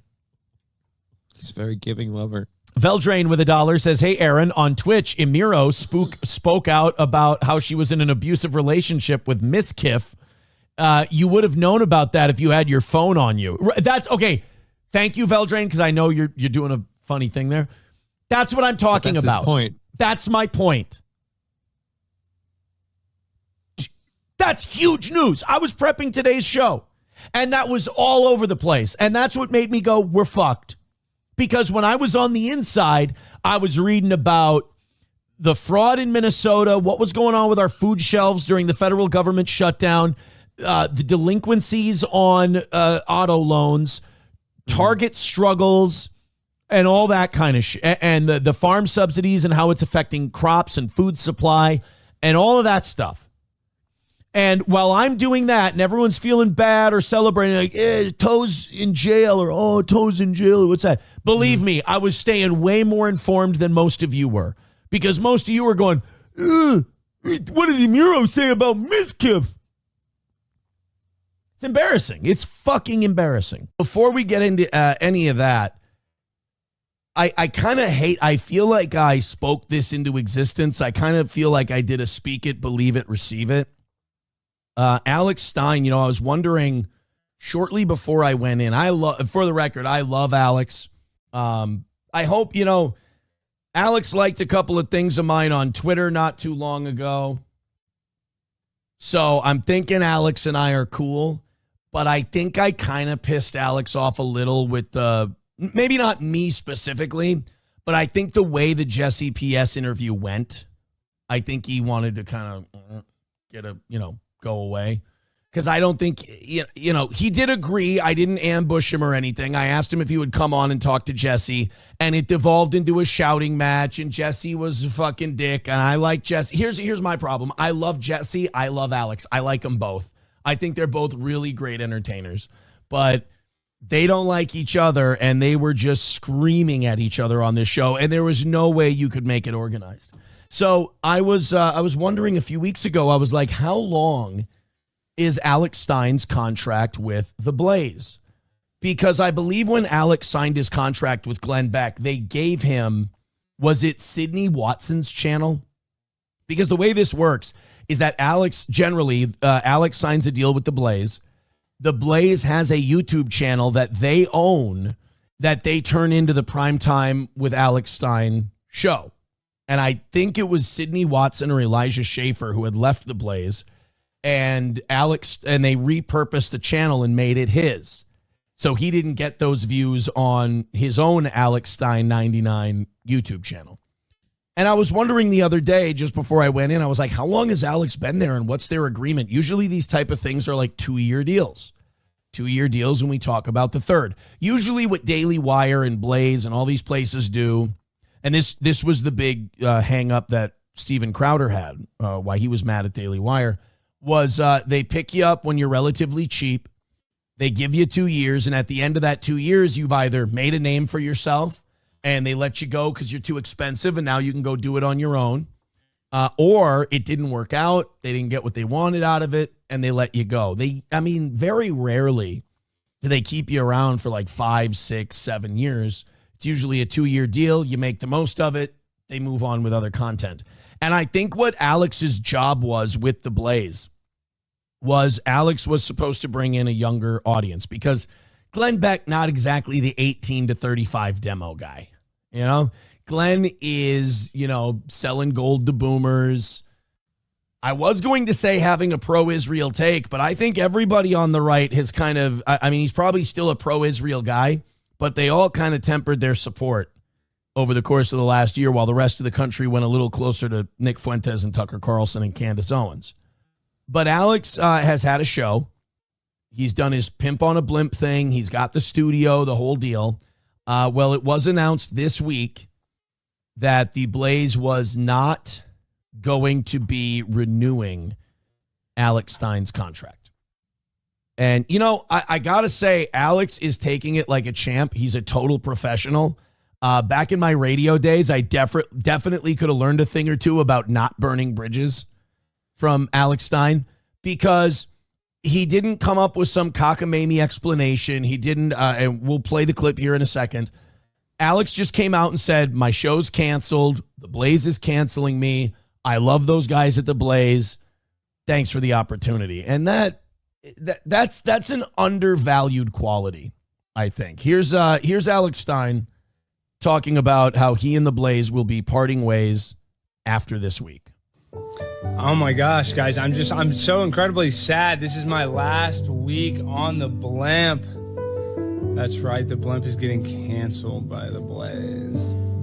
But we still love the Blaze. The Blaze is great. The fact they gave me a show is incredible. So we love the Blaze. What a great attitude. What just a grateful guy. I think Alex knows that he has an audience still. He can still make a living doing what he's doing. Look, everybody loves collecting a paycheck from somebody else to do a thing where you'd have to generate the revenue yourself. Do I prefer the days when, we were making good money on 101 and the company had to worry about all the management type stuff? As much as I gave them shit for the way they did management, yeah, that was way preferable. Now, do I take all the ancillary profits of this now? Yeah, but it's way more work. And it's way more stress, and it's way more everything else. And it's the internet, so you deal with literal, like, paranoid, violent, schizophrenic, crazy people who think you're Satan or their dad, one of the two. But Alex takes it in stride. Alex knows that he's still got an audience. He'll still be able to go to protests and, city council meetings and shit like that. He's going to be fine. He's going to do great. But it does suck losing the Blaze. But he's handling it remarkably well. I think, and look, hindsight is 2020. It's so easy for the rest of us, and this is kind of unfair to Alex. It's easy for the rest of us to go back in time and look back at what Alex did and go, oh, you shouldn't have done that, or oh, you shouldn't have done this. Well, obviously, the Blaze canceled his show, so obviously there's a ton of shit he shouldn't have done. But I think Alex should have been doing more stuff with, and I'm not the biggest fan of the guy, but like the Tim Pools of the world and maybe the Ian Carrolls of the world and people like that who had a bigger audience and drew a lot of eyeballs.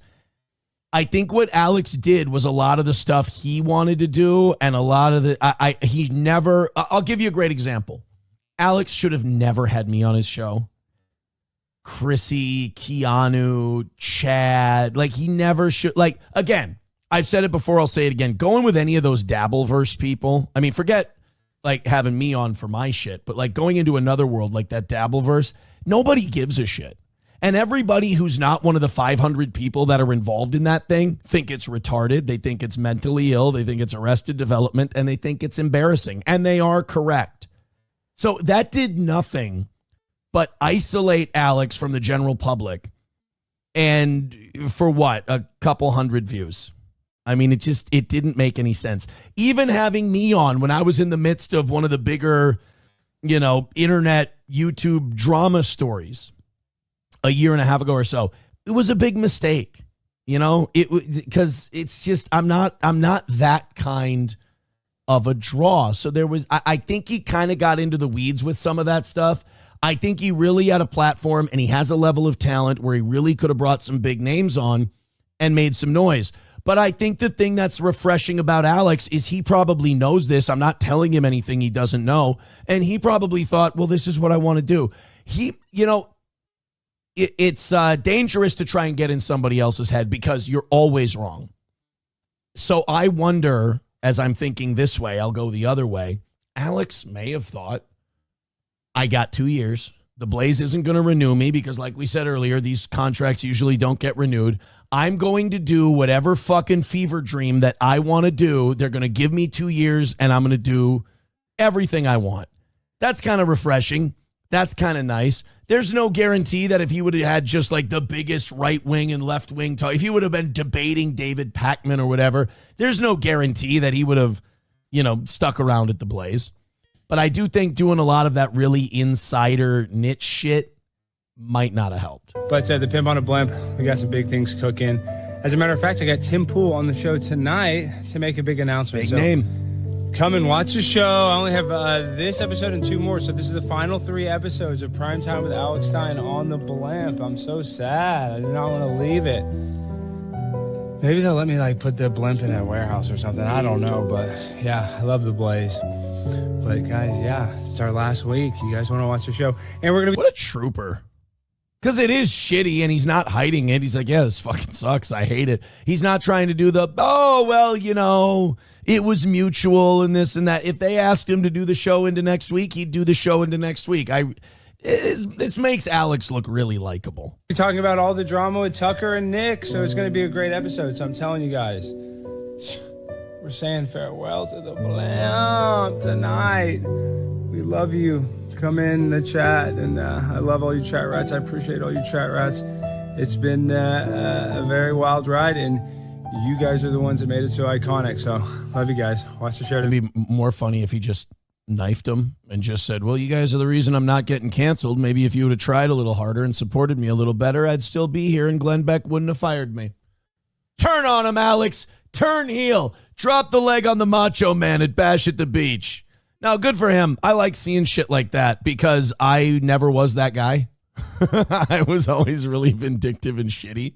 So it's really nice to see somebody rise above that. Like after we left 101, fuck, I was an asshole. I said a lot of out-of-pocket crazy shit when we left. So it's really nice to see someone be an adult and be professional and thank the Blaze and say, hey, we're going to do great. We got a couple more shows left. We're going to say goodbye to the Blimp. Good for Alex. This Bryce Mitchell thing, and then we'll catch up with you guys later. $90 away from tonight.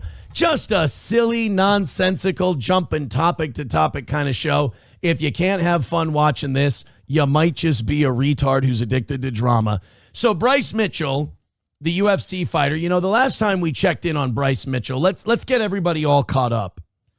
The last time we checked in on Bryce Mitchell, he was talking about how that Adolf Hitler was a decent enough guy until he started getting into that meth. If anything, Mark Maron stole his Theo Von bit from Bryce Mitchell. We'll look at that as, oh my God, Kelsey Grammer and wife Kate Walsh have welcomed their fourth child. Kelsey Grammer's 70 years old and he just had his eighth kid, his fourth with this woman. Kelsey. Stop. This is like, which famous actor is like 80 something and just had another baby like 4 years ago? Pacino. Pacino was like 83 and he had another kid. Guys, we're good. Look, if you're 80 and you've never had one and it's something you want to do before you kick off, all right, fine, forgivable. But when you've already got a few, you're not going to be at their graduation. You might not even be around long enough for them to form memories of you. It's really kind of not fair. It's sort of perverse and egotistical to have kids at that age. But let's do the Bryce Mitchell Hitler thing. And if you'll remember, Bryce Mitchell is a really, really big Donald Trump fan. Loves Trump. And recently, he went online to just air his thoughts, which, as we know, always works well for Bryce, as we're about to watch now. And it turns out that Bryce is thinking that maybe he's turned on old Dandy Don, that maybe he's done with Donald Trump, and he's off the Trump train. First, let's go ahead and check in on Bryce. This was the last time that we saw Bryce Mitchell. This was the last time Bryce Mitchell had a thought that he felt he should share with the rest of the world. We got this. Hitler, hell and the Nazis. I really don't think that he was, because I honestly think that Hitler was a good guy based upon my own research, not my public education indoctrination. I really do think before Hitler got on meth, he was a guy to go fishing with. Because as you know, in page 83 of Mein Kampf, Hitler talks about his extensive love of trout fishing and the best way to mix up trout bait and, the whole thing. It's some people have said that it's almost too in-depth, that he gets into the weeds a little too much. So Bryce Mitchell says Hitler's a guy he would have gone fishing with, but it was that daggum meth. I mean, isn't that the same thing Mark Maron said in his Theo Von bit? He's like, Hitler, I bet you didn't even want to kill all the Jews. That was just the meth making you crazy, dog. He fought for his country. He wanted to purify it by kicking the greedy Jews out that were destroying his country and turning them all into gays. There's something about, till the day I die, I will never get over the Arkansas accent calling gay people the gays. I don't think I'll ever be able to hear that and not chuckle. Wanted to get, the Jews were turning the country all to the queers. So again, we're going to play his thoughts on Donald Trump, but I just want to give you a taste of what Bryce Mitchell came to us with the last time he had a deep thought. Destroying his country and turning them all into gays. They were gaying out the kids. They were queering out the women. They were queering out the dudes. They were, you know what her first tranny surgery ever was? Happened. It's this guy. Look at how tightly he's keeping his lips pursed. He does not want to make any audible sounds during this segment. If he could accidentally, without Bryce knowing, pull the cord on his camera, he would do it. Be in Germany before Hitler took over. You know the books that everybody makes fun of Hitler burning? You know what the books was? Queer books. Queer books. Which, by the way, if you're pro-free speech, still not okay books to burn. Still not good to burn the quote-unquote queer books just because they're queer books. Hitler burned queer books because Hitler didn't want a bunch of queers destroying his nation. They can't produce children. What? Okay. That's the first I'm hearing of this.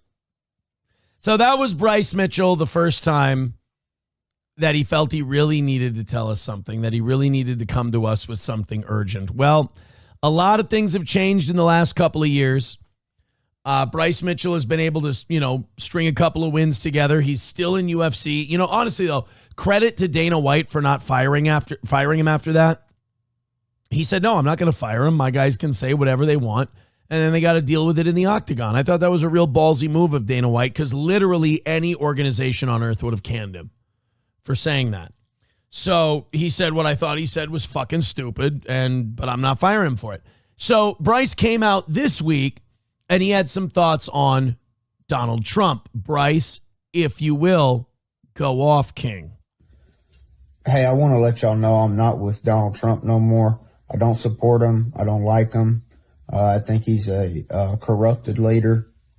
And, it took me a while to come to that conclusion, but I finally am coming to it. I do not like the guy at all.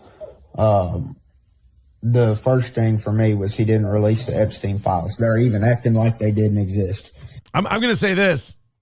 Fucking based Bryce Mitchell so far. I mean, so far, so good. Now, Bryce Mitchell before this is important to know. Bryce Mitchell said he would die for Donald Trump. He'd lay down his life for Donald Trump. He liked him that much. So Bryce Mitchell, as you can tell from his take on the Nazis and his take on Donald Trump, he's kind of an all or nothing sort of dude. There's not a lot of middle ground with Bryce Mitchell. And, of course, they're sending Israel and Ukraine all of our tax dollars, just like the numbnuts before him did. Putting America last. And now he's blaming the beef farmers for the price of beef. Hey, I'm not biased, man. He talked a good game. He tricked me. I was fooled. I admit it. I have a hard time believing, Bryce, that anyone gets one over on you. You even know where all the good queer books are. He's not wrong, though. Like, we want to make fun of him because he got an Arkansas accent, but it's like the reasons. He's like, man, I said I'd take a bullet for Donald Trump. Now I've been doing my research. I don't like him no more. And we're like, listen to this rube. And he's like, he's not releasing the Epstein files. He's giving Israel all the money, and he's blaming the beef farmers, and he's not America first. You're like, hold on a second. Give me a check. Holy shit, the guy's right. Like, this stupid inbred hillbilly fucker with brain damage is correct. Okay, now let me tell you how bad I think this is, though. This is really this bad, guys. I want y'all, if you're a Christian, I want you to get into Revelation 13:3. Time out. Let's get into it. Revelation 13:3 describes a vision of a beast with 7 heads, where one head appears to suffer a mortal wound that is then healed, causing the whole earth to marvel and follow it. This passage is interpreted as a depiction of a powerful ruler, often referred to as the Antichrist, whose apparent death and miraculous resurrection will lead to global admiration and worship. Shot in the ear, healed, admiration. I mean, at least half the country, right? Is Bryce Mitchell trying to say that Donald Trump is the Antichrist foretold of in Revelations? And I want you to read that verse. Because I thought it was Gozer the Gozerian. Yeah, about the Antichrist, about the one who was fatally wounded in the head. Then he was miraculously healed, and the whole world marveled at him and said no man can make war with him. Yeah, I do think that Donald Trump is that beast of Revelation 13:3. Yeah, go read it. Go read it. There ain't another man that's ever walked the planet that fits Revelation 13:3. All right, calm down. There's literally thousands of people who have walked the earth who fit the description of the Antichrist in Revelations 13:3. There's a lot of people. Read the rest of the chapter. Phineas Gage, technically. And it'll tell you the mark of the beast is coming in 42 months.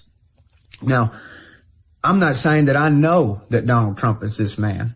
Don't be so humble, Bryce. Of Revelation 13:3. I'm just saying he's the only one who could be right now.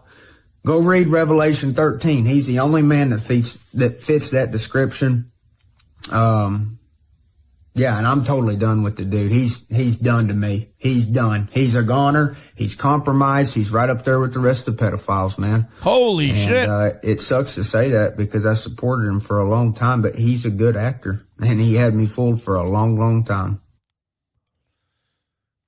I mean, if you're like a lefty person, does this bring you some kind of joy? Like you can kind of be like, I told you so. Even though Bryce Mitchell and you don't see eye to eye on anything, like you were like, yeah, Donald Trump's a con artist and he's got you all fooled. And like Bryce Mitchell goes, well, he's a con artist and a good actor and he had me fooled. I mean, it might be a hollow victory, but it's a victory all the same. You called it. But Donald Trump will remember this as the day that he lost the Bryce Mitchell contingent. How do you think he's going to feel? Oh, by the way, somebody naming the Hurricane Bombaclot. I love that. Very good. Yeah, look at that. People are saying Bryce is cooking. This man clearly is a genius, and I'm tired of pretending that he isn't. He kind of does have it down. Like, Jesus H. Christ says he kind of sounds like Granny. A little bit. Name all of them then. Oh, One Head Rex or Sam Show says name all of them. Name all the Antichrist now, Aaron. Go. I'm sorry. Pablo Pacheco says sorry, but he missed. Trump's wound wasn't mortal. That's a good point. It was just it was a grazing of the ear. So that's a little off. My Lost Interest says eventually even a based Bryce leans into dumb. Randall Flagg says, Aaron, where are your Aryan Nation prison tats? You need it for street cred. I made mine a tramp stamp. I kind of wanted to be, I wanted to be fun with it. I wanted to own it, put my own spin on it. So I went tramp stamp. Wally World gifting 5 memberships over on Rumble. Thank you very much. I have sworn on the altar of God, total resistance against every form of tyranny, against the mind of men. I appreciate that, buddy. I'm sorry about my cough drop wiggling around. I'm trying to keep my voice going. $65 away from tonight's goal. Thank you guys very, very much. It's been very easy goal going so far this week, and I mean, I would love to keep that up. Tilt says Netanyahu was 149 of the beasts. Oh. So you can be multiples of it. I see. Well, thank you for giving me a head start. NF Cap says Trump isn't the Antichrist. He isn't even trying to be ruler of the world. He's leaning into the idea a lot because he knows it will make the crazies act crazy and they can't organize. Are you trying to tell me that Bryce Mitchell is a crazy? How dare you? And no, SH, my white Aryan Nation tattoo tramp stamp does not say Boner Garage. That is a disgusting rumor, and I want you to dispel it now at once. Thank you. Hobo Chili Recipe says Aaron has the same desk as Alex Jones, but they're all menus. It's not true. These are not all of the papers I have on my desk are menus. These are all. You see that one? No, that's not a menu. None of these are menus. And I don't have as many papers on my desk as Alex Jones. I've got like 5 or 6, I think. Saint Caesar, if I finally read this, will you stop posting it, please? Hey, Aaron, did you see Chris Jericho is re-signed to WWE and is having a retirement tour and a Hall of Fame induction, is expected to be John Cena's final opponent? Holy shit. There. Did I do it right? I mean, that is kind of cool, but you kind of ruined it for me by the last 2 days. You've been writing it in my chat nonstop.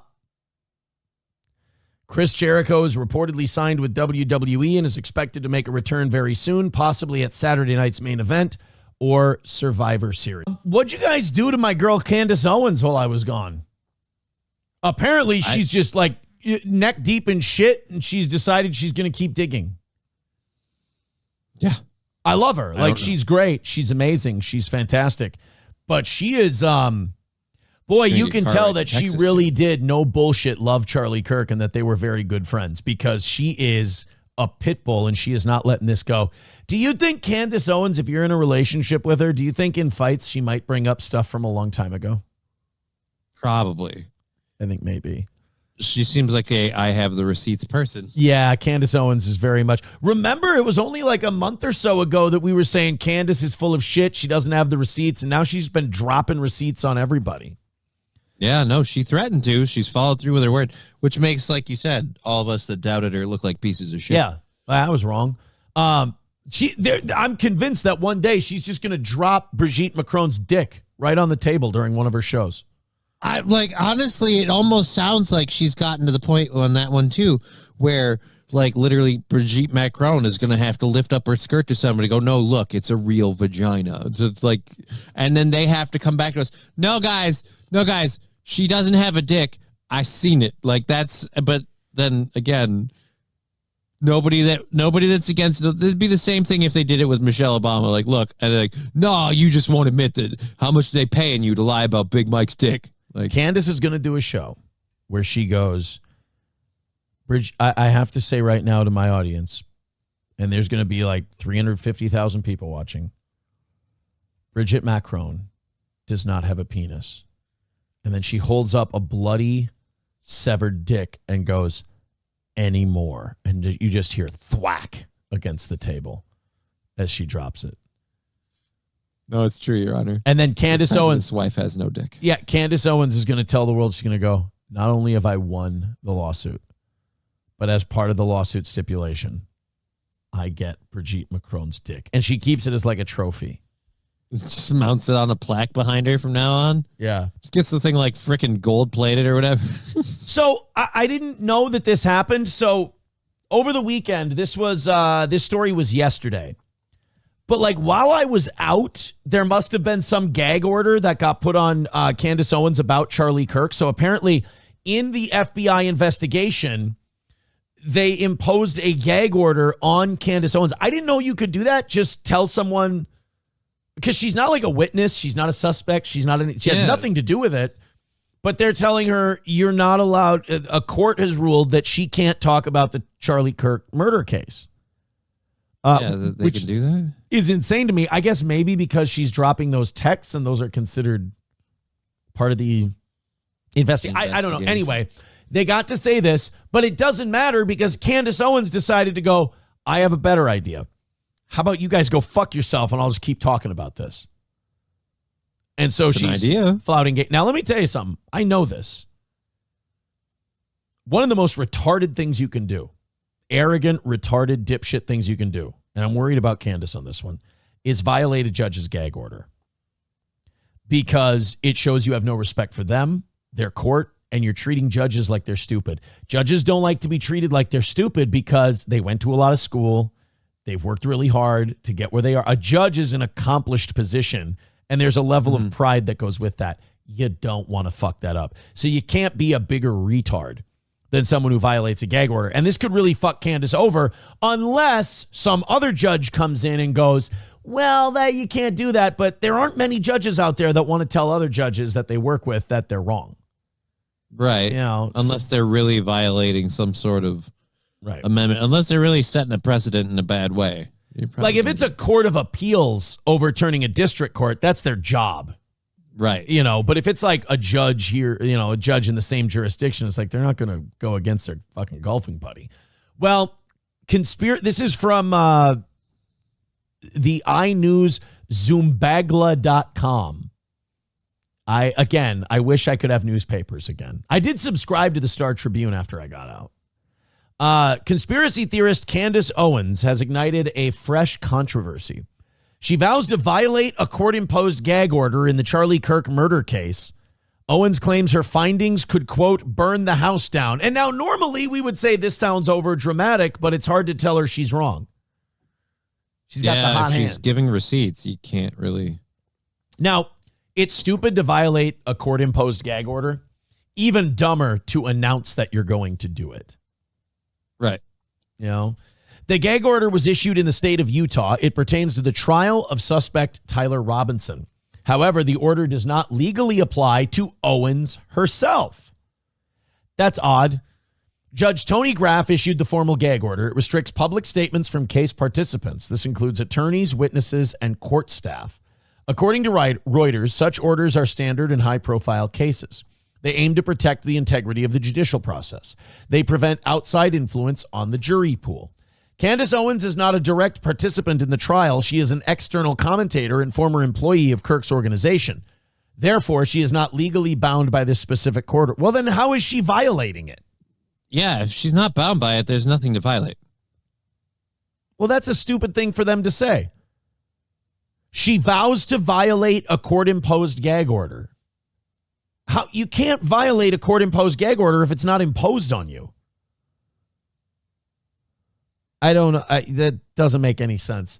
Owens has promoted several unverified theories since the killing. So when I went in, she's pretty sure that like the Turning Point guys might have known that Israel was planning to kill Charlie. And then it was like a palace coup and they could take over because Charlie was going to stop supporting Israel. Right. That whole thing. Now, since I went away, she apparently thinks that maybe the Trump administration had him killed. Honestly, like the conspiracy theory there is the Trump administration and its ties to is like, I mean, I didn't even know this until, I don't know, this might have happened before you went away even. I found out Donald Trump, I guess, knew Charlie Kirk's like wife like fairly well. Yes, maybe she was in the Miss USA pageant. Yeah. Yeah. So it's very interesting. It's one of those, you see all these conspiracies. It's hard to not start saying, well, there's correlation there. Yeah. Her dad also ran Raytheon in Israel. Is that true? Wish I were making that one up. Okay, it's not seeing coincidences when they're tied together. God. Just because I'm paranoid doesn't mean nobody's watching me. She released screenshots of messages she attributes to Kirk. In them, Kirk allegedly admits to pressure from Jewish donors. We know about that. However, Owens has not provided further evidence for her broader claims. Her assertions have sparked significant backlash and division within conservative circles. The situation remains volatile as the legal proceedings against Tyler Robinson continue. The Charlie Kirk murder case continues to attract intense public scrutiny, amplified by external commentators making bold claims. Yeah, I mean, I'm sure that the prosecution doesn't like, and the FBI doesn't like, that Candace Owens is out there saying shit. Yeah. You know, it doesn't make their job easier. But also, I don't think you're going to have to really come up with more evidence that Charlie Kirk was killed by Tyler Robinson, because I just ain't buying it. I don't think that Charlie was killed by that guy. Oh, you mean the one that we have? Yeah, no. I don't think so at all. I think my personal opinion, I'm on Candace's team. That's, I guess, the shortest way to say it. I'm on Candace's team simply because she's stirring the shit. And I like that. And ironically, like, it makes a lot more sense that is the motivating factor, because like Charlie Kirk's been doing this stuff that he's been doing for a while. And the idea that all of a sudden now, like, we get this person that's willing to go this far, but we had, again, fucking coincidences. We have this guy that just happens to show up and take credit for it to throw people off. And then we have the Tyler Robinson thing. Things don't quite line up there. But all the while in the background, it's like, yeah, you know, he had a meeting with a bunch of like prominent Jewish people beforehand, and he very publicly on TV, like to Ben Shapiro's face, kind of went, you know, we were kind of told question everything, question the media, question when it came to COVID and when it comes to this, that, and other. Why don't we do that with Israel? Why don't we question the media with what we're hearing about Israel? And he really just pretty much made Ben Shapiro shit his pants live on his show. So Friday night, SP and I go out to dinner, and after dinner, we're watching, we decided to rewatch Baby Reindeer. Baby Reindeer? Yeah, the Netflix show, which is pretty good. SP and I are watching it, and she's was scrolling through TikTok, and she goes, "Oh my God, you're going to lose it." I go, "What?" You know how Larry Ellison and Oracle bought TikTok, and they're big Zionists and Netanyahu's buddies, and Netanyahu's like, we own TikTok now. She goes, "You're going to lose it. Look at this." There's an ad while she's scrolling. Stop Jewish hate. If you see anti-Semitism on the platform, make sure you report it. Here's how you can do so. Here are examples of anti-Semitic hate. Here, and one of them is criticism of Israel. Mm-hmm. And it's an ad that pops up on TikTok now. I'm like, okay, you've been using TikTok for a while. Was that an ad before? Never seen this before. Nope. So it's just, I mean, just they're not being subtle about it. It's just going to be right in your face. The reason they wanted Jews to buy TikTok was because TikTok was one of the biggest pro-Palestinian social media platforms out there. Like, Free Palestine was one of their top trending things for a long time. And young people were seeing this. That was kind of Charlie Kirk's letter to Netanyahu. He was telling him that. He was saying, you're losing the youth. They're being told about all this pro-Palestinian stuff. You need to do something with social media. And so, of course, their idea was, well, why don't we just buy it? Like, oh, right? Thank God the Trump administration made the Chinese government sell the American branch of TikTok. Yeah. So, well, I get it, because Israel had two choices. Israel could stop caving in the head of Palestinians who were looking for food, or they could spend billions of dollars buying TikTok. And they picked the one that was easier for them morally. Just buying TikTok. Billions of dollars buying TikTok. Yeah, that does sound like the easier choice. A little bit. A little bit. Pray by 12 said, I forgot a $4.99 super chat from him. I apologize. He says, did you hear we sent Argentina $40 billion? Was it a clean shower, etc.? Glad you're back. Thank you. And yeah, the showers were clean because everyone had to bring in a bleach bottle with them and spray down the shower before and after they used it. Except for whoever dropped a deuce in there, apparently missed a spot, I will say. At least one log. Somebody dropped a shit. But again, I want to point out, in the lower tier shower, I was upper tier. We were classier. We were classier bunch. We don't fuck with none of that lower tier shit. Y'all be pooping in the shower and stuff. We don't do that. Y'all be taking duties in the shower and shit. The fuck is wrong with you, homeboy? Mikey's gonna burn you down for that shit. I don't blame him. I'm not gonna lie. There are a couple people in there that I do miss. I made some friends in jail. You know what I said before I went in? I go, watch me become like Saul Goodman, friend of the cartel. While that didn't happen, because there were no like cartel guys in there, I did make some pals. You did make a few friends? Yeah, I miss Mikey, man. Mikey's cool shit. My basketball teammate that we fucking ran the court with, I miss that guy. My second cellmate he was a DUI guy. And he was kind of a big oaf, but I liked him. He was a fun guy. He was a cool guy. Normal guy. You know what he was? Even though he was from Wisconsin, he was like a central Minnesota bullshitting kind of guy. Just a normal dude. I miss President Bush. I miss that guy. He was good, decent, innocent. I miss Alec. Alec was a good kid. I'm rooting for that guy. I kind of want to check up on him at some point. You're gonna start going back, just seeing where everyone's at? Yeah, go visit. You know, I'm rooting for that kid because he does want to get better. And I just don't think the system he's in is gonna help him with that. Is that the one that's dealing with some personal issues? Which person? Well, everybody in there's dealing. Dependency hey, Johnny, nobody goes in there on a winning streak. The meth thing you were talking about. You got to be more specific on that too. There's lots of fuck, man. The one you had said was going to move. I didn't want to start outing people. Yeah, one you said was going to move, and you were worried that they weren't, even with all the intentions that they have of like, I'm getting away from these people and these things. Although I will say, a number of people that I've known that are like reformed addicts, like that is the turning point. They're like, I had to get away from those people and those situations because because they would just bring me right back into the chemical dependency stuff. So I'm hopeful that this is that change for him. Rooting for that kid. Carlos, with becoming a member for 5 months, says 4 a.m. mornings sucked last week. Welcome back, Bish. When I went in, Ethan Ralph was holding all these W's over Mersh fucking a girl that Mersh wanted. I come out and Ethan Ralph's in a fucking funny farm and Mersh is posting W's. I leave and the world spins 4 times around and I miss the whole thing. Do you see why do you see why I'm saying you probably don't need your phones? There's nothing important on them. I was about to say, if it can spin around 4 times and we get here and changes absolutely nothing. Did we need it in the first place? Exactly. Husey with $5 says, ahoy, Aaron. Good to see you're back from your trip around Africa. Boxing stinks now. I did see that Wardley beat Parker, so poor Joseph Parker doesn't get that title shot he definitely deserved. See you on the Christmas special. I'm not going on with you, Husey. You Sam. All right, off we go. Some of you are going to fucking hate this. Some of you are going to despise that I'm even talking about this. But numero uno Josh Denny fan is going to be pleased as punch. And there's a reason I'm doing this.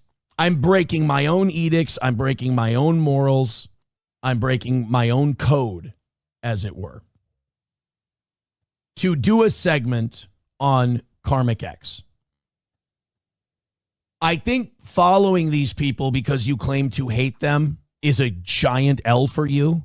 I think it shows that you kind of have nothing going on. You're sort of a loser. You're kind of a bum. So I don't follow anyone or play clips of anyone unless I have some kind of an admitted affinity for them. I don't think you can watch someone, follow someone, and play clips of someone unless you have some kind of weird affection or love for them. So I don't like it that these dorks always run from that and hide from that. Just admit it and you'll be liberated. I have no shame admitting that I love Karmic X and I think he's a special kind of talent. Why do you think I made the guy? He's my son. He's my boy. And I've got his back. This guy has an ability to lose his mind, melt down, lose his shit, scream at people, stand there with a flamethrower and spin in circles, and somehow not have a coronary and drop dead. This guy can bring that same energy to stream after stream after stream after stream. And let me tell you something. None of the people making fun of him could do it. I can't do what Karmic X does. I mean, the guy has the ability to flip his shit, lose his mind, scream at people constantly, and then shake it off and go back and do it again the next day. That's a skill. So I'm watching this clip from Mint Diggity. I follow Mint Diggity on Twitter. I think she has some funny stuff every once in a while. And this Mint Diggity posted a clip of Karmic saying stream number 2 after deleting the first stream. That's another thing I like about Karmic. If he doesn't like it, he'll just scrap it and do the next one. This guy's not a rule follower. He's a rule breaker. He's a trendsetter. He's a table setter. Karmic threatens to dox nice name, stupid phone number and demands the final boss deletes all of Karmic's music that he uploaded to Spotify. Now, I will tell you this. Because I don't follow this shit, I have no idea what any of these things are. I don't know who the nice name stupid guy is. Maybe he's known as something else. I don't know who the final boss is. But what I love, so to me, it would be beneath me to even discuss them. What I love about Karmic is he doesn't play that shit. Karmic doesn't go, I'm above them. He's not a snob, an elitist, up in an ivory tower like I am. What Karmic does is he gets right down into the mud and he fucking drills these guys right between the eyes and and doesn't break his stride. I love that about the guy. So let's go to old Andrew Dice Clay Jacket himself, Karmic X, and let's watch. Look at him. He's already mid-tomato. The guy's already turning fruity in the face. I don't mean gay. I mean food-wise. I mean color-wise. He's already turning red. He really does look like the best friend of the bad guy in every 80s movie. You got to respect the guy. He looks like he'd be behind Griff Tannen on a pit bull hoverboard. He's ripped right out of that era. So let's go ahead and check on Karmic and see what our boy's up to. Motherfucker. Great start. Already off to a dynamite start. I fully endorse the guy. Let's fuck. Yeah. Let's call me at 3 in the fucking morning, final boss. Let's do that. You and fucking Fat Boy Dan from Nice Podcast Stupid. Let's call me. Oh, is that who Nice Name Stupid is? Is that Dan guy? That Dan guy's, he's weird. You got a guy like him. You guys got to go outside and meet more people because it's so easy to figure out the personality types of these guys.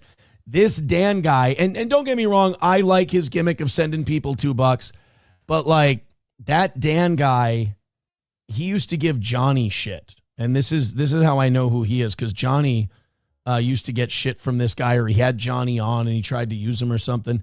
That Dan guy is a walking billboard for hiding insecurity. I mean, there's nothing worse than a guy trying to go for, like, I have to replace not having a personality with a look. He's very clearly, he's got the weak goatee. He's not a very fascinating human being. So he puts on the hoodie and the dark sunglasses. No offense, Karmic X, you're the king. You can pull it off. You're okay. But the sunglasses inside, I don't care how bright your studio lights are, you look like a fag. You always will look like a fag. Stop with the sunglasses inside. It's fucking dreadful. But when you're doing it and it's so clear that you're trying to create it, like, that's my look. I'm like trying to be it's awful. Mersh can pull it off. Mersh can wear the sunglasses inside. It gives him more confidence. This is not a joke. He's got the wonky eye. I would be sensitive about it too. And the sunglasses hide it so he can go on and perform and do his show and drink. I got Dan's fucking cell phone, and I'm going to fucking reveal it to the goddamn world, too. Ooh. These pieces of shit. Want to fuck? Let's fuck. Yeah, that's a t-shirt, right? We got to have a Karmic let's fuck t-shirt. Karmic, make the t-shirt. If you don't want to make the t-shirt, let me know. I'll put it on our Streamlabs store, and I'll give you all the money for it. I don't want a dime. I just want to be able to house the Karmic X let's fuck t-shirt, hoodie, mug, everything. Condoms, even though those are whatever. You want to fuck? And then on the back, let's fuck. And then the Karmic X logo right across the back. I love that. There's two ways to deal with these guys. There's my way, which is smile, poke them, watch them lose their mind. Or what Karmic does, which I think is more brilliant, which is scream at them, give them the business, motherfuck them. And he's trashing the shit out of them. They should be humiliated. And the brilliance of what Karmic is doing is that all these people who spend all day on the internet, their self-esteem and self-worth is so low that a grown man screaming fuck you at them, which should be insulting, it should upset you, you should get fired up by that. They're so pathetic and they're such worms that they go, oh, we've totally got him. He's melting down. No, Karmic X is being a man and he's motherfucking you. And and you know what he's doing? He's looking at you and go, I'm going to say this about you. And guess what you're going to do? Not a fucking thing, bitch. And your self-esteem and your self-worth is so low that you're convincing yourself that somehow a grown man calling you a bitch is a win for you.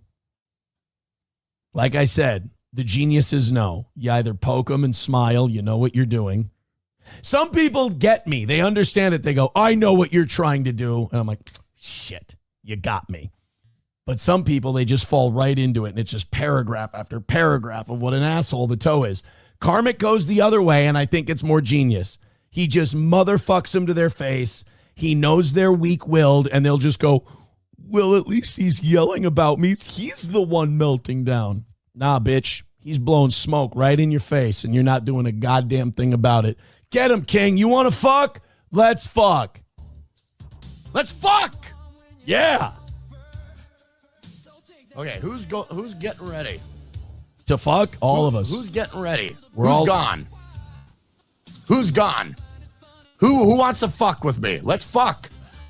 Let's fuck. Okay, this fucking nobody. Imagine thinking you're getting a W over this guy right now. This is alpha energy right now. He is fucking destroying you. I love this kid. Out. Get the fuck out, you stuttering John dick licker. Get the fuck out of my stream. I'm done. Come on. Say your shit. Say your shit. Look at that. He ain't hiding. He ain't being a sarcastic little cunt and baiting you and making you angry.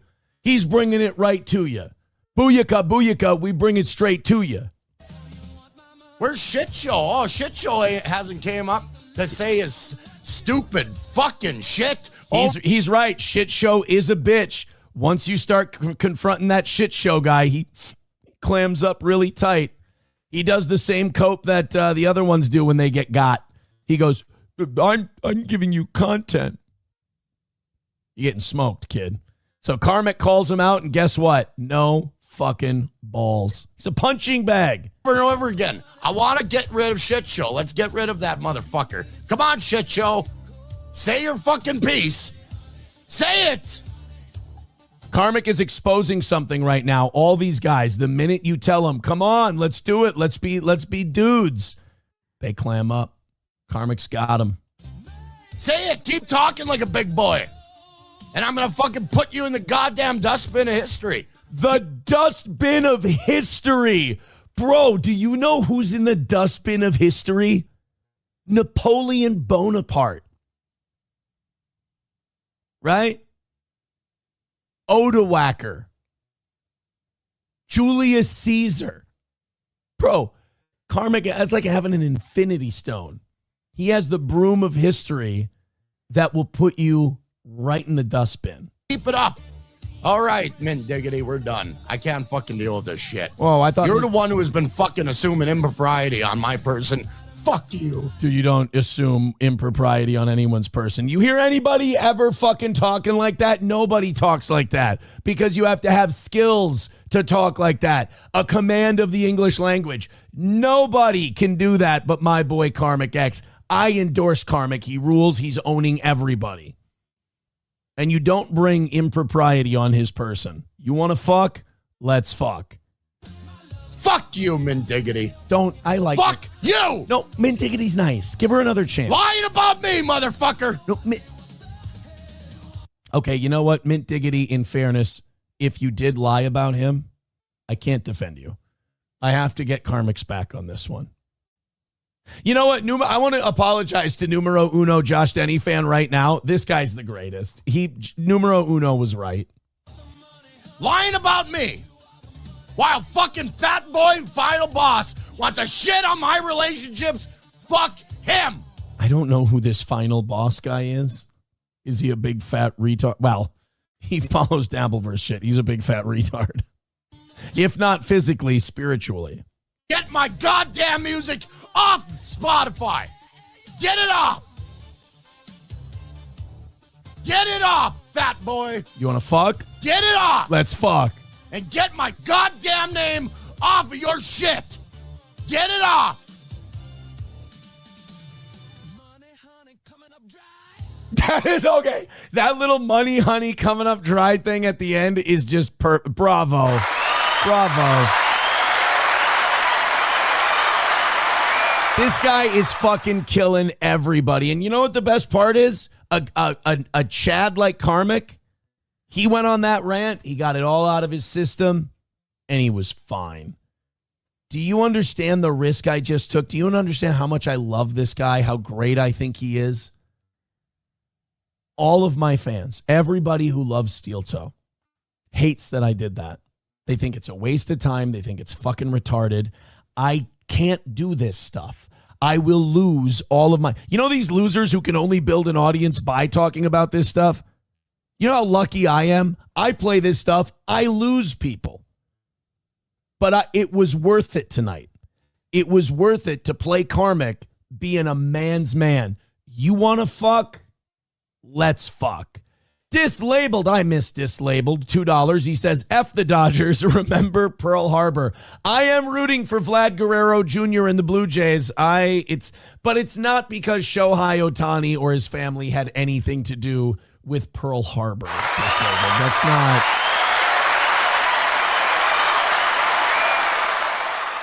If the business world can forgive, so can we. Yeah. Oh, no. This is the worst fucking night for the Rumble chat to be completely... It's fucked. Oh, no. Our main chat is fucking broken. God damn, man. This sucks. What's wrong with the Rumble chat tonight? The chat is fucked. Oh, shit. I was going to go back into the Rumble chat and we were going to have all kinds of fun. God damn. Yeah, everybody in the chat going, you want to fuck? Let's fuck. Stack says Karmic X equals digital gold. He's the man. He's the absolute best. Miss Tay with $10 says, stop chowing the Minnesota slow, Toe. Is that what they call karmic? The Minnesota slow? I'm not going to tolerate that. No fucking way I'm tolerating that shit. 1:15 away from tonight. Thank you guys very much. Oh, man. I am so interested in what people have to say about that. And my goddamn Rumble is completely shitting the bed. Oh, no, here it is. Okay, I think we got it back. Nope, we didn't. Never mind. Joey Caravello, he does not do that to babies. You are incorrect. JD Vance sat down to talk to her, to talk to the Podforce One lady. And they got into some things that were a little in the weeds and stuff that they didn't necessarily agree on. And you know that moment when your parents start liking something that's viral? Or I guess I'm getting to that age now where I am the parent. But once your parents start talking about a certain topic, like those of us who were raised by boomers, once boomers start talking about a particular news story that's trending, you're like, okay, this is done. Like the Let's Go Brandon thing. When that NASCAR driver won a race and everyone was screaming, fuck Joe Biden, and the TV lady got nervous, so she said, oh, no, they're chanting, let's go Brandon. And that was kind of a funny thing for a couple of days. The let's go Brandon thing was a nice viral moment. When boomers started making coffee mugs and T-shirts and Kid Rock was making a song chanting, let's go Brandon in it, it's like, okay, we can be done with let's go Brandon. It's over now. It's fucking, they wore the wheels off it. It's kind of how I feel finding out that JD Vance threw shade at Hassan Piker over the shot caller thing. Now, I was done with the Hassan Piker shot caller thing before I took my little 6.5 day jail vacation. I thought the Hassan dog thing was stupid. I thought it was funny that he was getting shit. I thought it was hilarious that, he didn't know how to roll with it. He didn't know how to spin out of it. He didn't know how to laugh at himself, anything. What I love about Hassan Piker is it's do something embarrassing, get made fun of for it, double down, get angry. Your chat scrolls by 1,000 miles a minute, and he somehow has the ability to pick out one person being a cunt to him and obsesses over it. I love that about him. But after like 3 days, and everybody treating it like it was a real news story. Like, I always thought that we were just fucking on Hassan because he got caught doing something kind of dickish and embarrassing.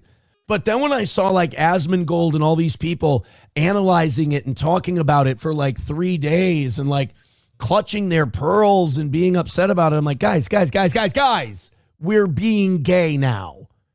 I didn't know we were being gay. If I would have known we were being gay, I wouldn't have signed up for this. I like to do my gay behind closed doors, not out in the open. But they started like really digging into this. And apparently while I was away, the Hassan Piker dog collar thing still going on.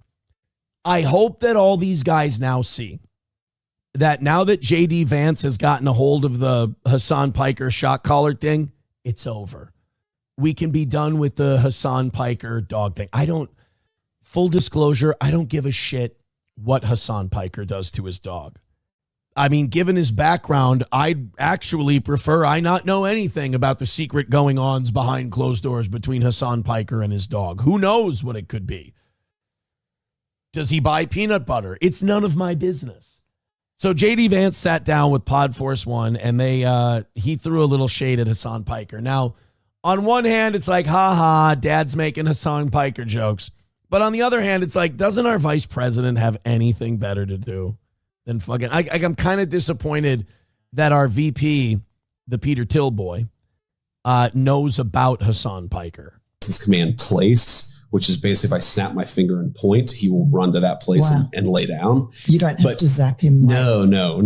Hassan. Not like Hassan Piker. No electrocution of dogs here. Oh, no, this isn't the lady I'm thinking of. This is, I think she's a Republican. I think she's a conservative podcaster. Now that I see the side profile, this isn't her. There was some other lady who did a podcast who was commenting on JD Vance and Donald Trump And I think she made like some kind of Charlie Kirk joke or something, and now righties are pissed at her. That's the lady that people said was like the woman who holds the record for the most returned martinis. How disgusting is that? What does that tell you about a person? Well, I think it tells you that they're not, that they're bad people. Yes. If you can actually cause suffering to an innocent animal, you're probably the kind of person who doesn't worry about suffering in people as well. Okay, wait, time out, because I know exactly what JD Vance is doing, and I applaud it. I applaud it. And the reason I know what JD Vance is doing is because I do it all the time. And it's okay. I can give away my playbook. These people are too fucking stupid. What you're doing is, you know, you have the moral high ground. You also know what the reaction's going to be, so you're milking it. You're milking it. You're playing it up. Do you believe what you're saying? Probably not, but you know you're irking people and you know you're poking them the right way and you'll elicit a reaction, and that's what you're all about. So does he care that Hassan did what he did to his dog? No, not at all. But he can have the moral high ground and he can tease Hassan Piker, get a reaction out of him. Again, I don't know if this is the behavior I want out of my vice president. Doesn't mean I don't think it's funny. And that's been my experience. If you mistreat dogs, that's almost 100% sign that you're going to be a really terrible person. So it's one of the ways, you know, we really sort of test people is Yes. if Atlas responds well to them, if they like Atlas, we know they're good people. But you can tell if somebody's really mean to animals, you know, it's like the Jeffrey Dahmer thing. Yeah. Like every serial killer ever has actually been really bad to animals. That's sort of how they start. This is what I love. I fully endorse what JD Vance is doing right here. Because he's leaving himself. Are you saying that Hassan Piker is Jeffrey Dahmer? Oh, no. Oh, my God. No, I would never say that. I'm just saying that anyone who could hurt a dog, I mean, who knows what they might do to a person someday. I'm not saying that Hassan Piker is a non-feeling sociopathic serial killer. I'm just saying that there are tendencies that... Bravo. It was a good troll. I liked it. I thought he did a perfect job with it.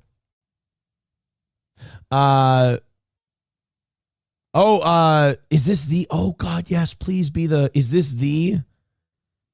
Sit down, Zumach? Please be the real Chad. Oh, no subscribers. God damn it. No, it's not the real Chad. Fuck. I was hoping we could... I like Chad. I think he's wonderful. God damn it. Wait a minute. Go to channel. This said 0 subscribers.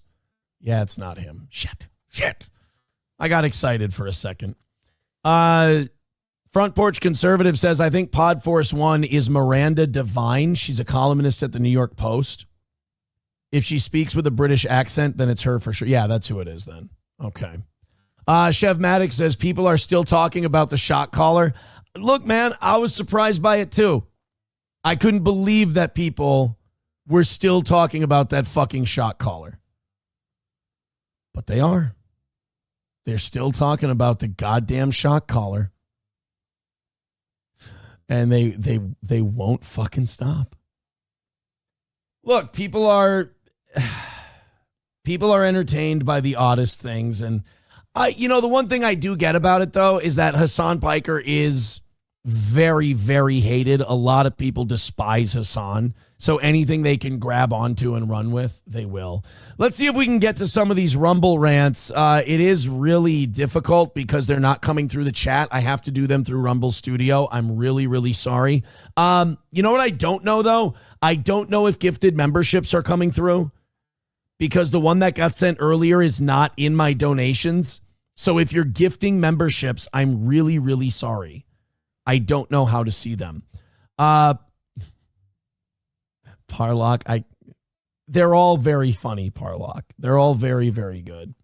Real Jacks with $1 says, no disrespect, I'm genuinely wondering if Rumble chat is fucked. I can't see things. Am I going crazy? No, it's fucked because I can't see things either. $1 from Hulkamasha Baby says, if you were going to make Karmic, could you have made him entertaining too? Sorry. Doing my best to pump it up. Redbird with $1 says you should be drowned in a barrel of gravy for that karmic bullshit. See, I told you, I can't cover this shit. My audience will leave. So when anti-steel toe people cope and they go, he's only doing this because numbers. My numbers have been the same forever. been between 600 and 700 since the Twitch days. But it's quite the opposite. I can't cover that stuff. I can't. My audience will leave. The numbers will go to, we're barely over 300 right now, and we're usually pretty well into the 300s by now. It's probably because we talked about that. $1 from Rusty Grammar says the Rumble chat never went down, gay F word. It's down for some of us. $1 from Rusty Grammar says also Mikey from Stearns wants to know if you can let him stay at your pod for a few nights, but no more butt stuff, just getting his feet on the ground again. I love Mikey. Mikey's wonderful. But is Mikey welcome at my home? No. I cannot take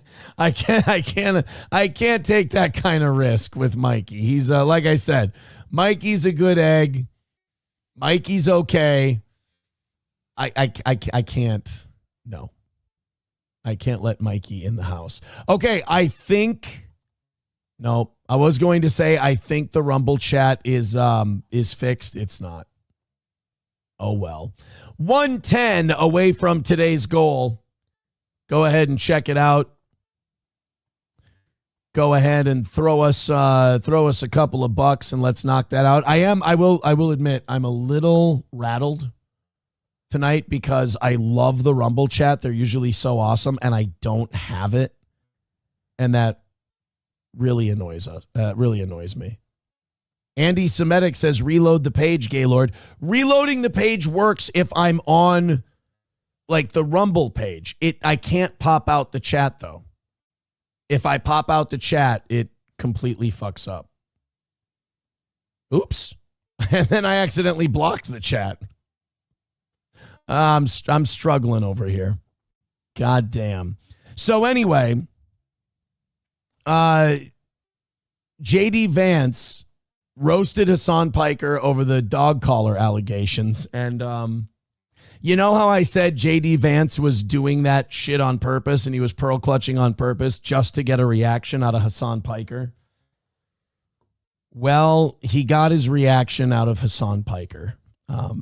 And you guys, look, we've watched enough Hassan to know there's no sense of humor in this guy. So, like, look at him now. Just look at him in the corner of this one. The guy is never smiling. He's never laughing. Nothing is ever taken in good humor. It's the internet, dude. It's fake. None of it's real. You make millions of dollars on this thing, and it doesn't even have to be real. You're the luckiest son of a bitch in the world. Smile a little bit, sweetie. He won't do it. He will. I was in jail, and I'm having a hell of a time. This guy is sequestered in his McMansion, and the guy can't, you couldn't put a gun to this guy's head and force him to smile. So he's watching the JD Vance interview, and the dog thing comes up.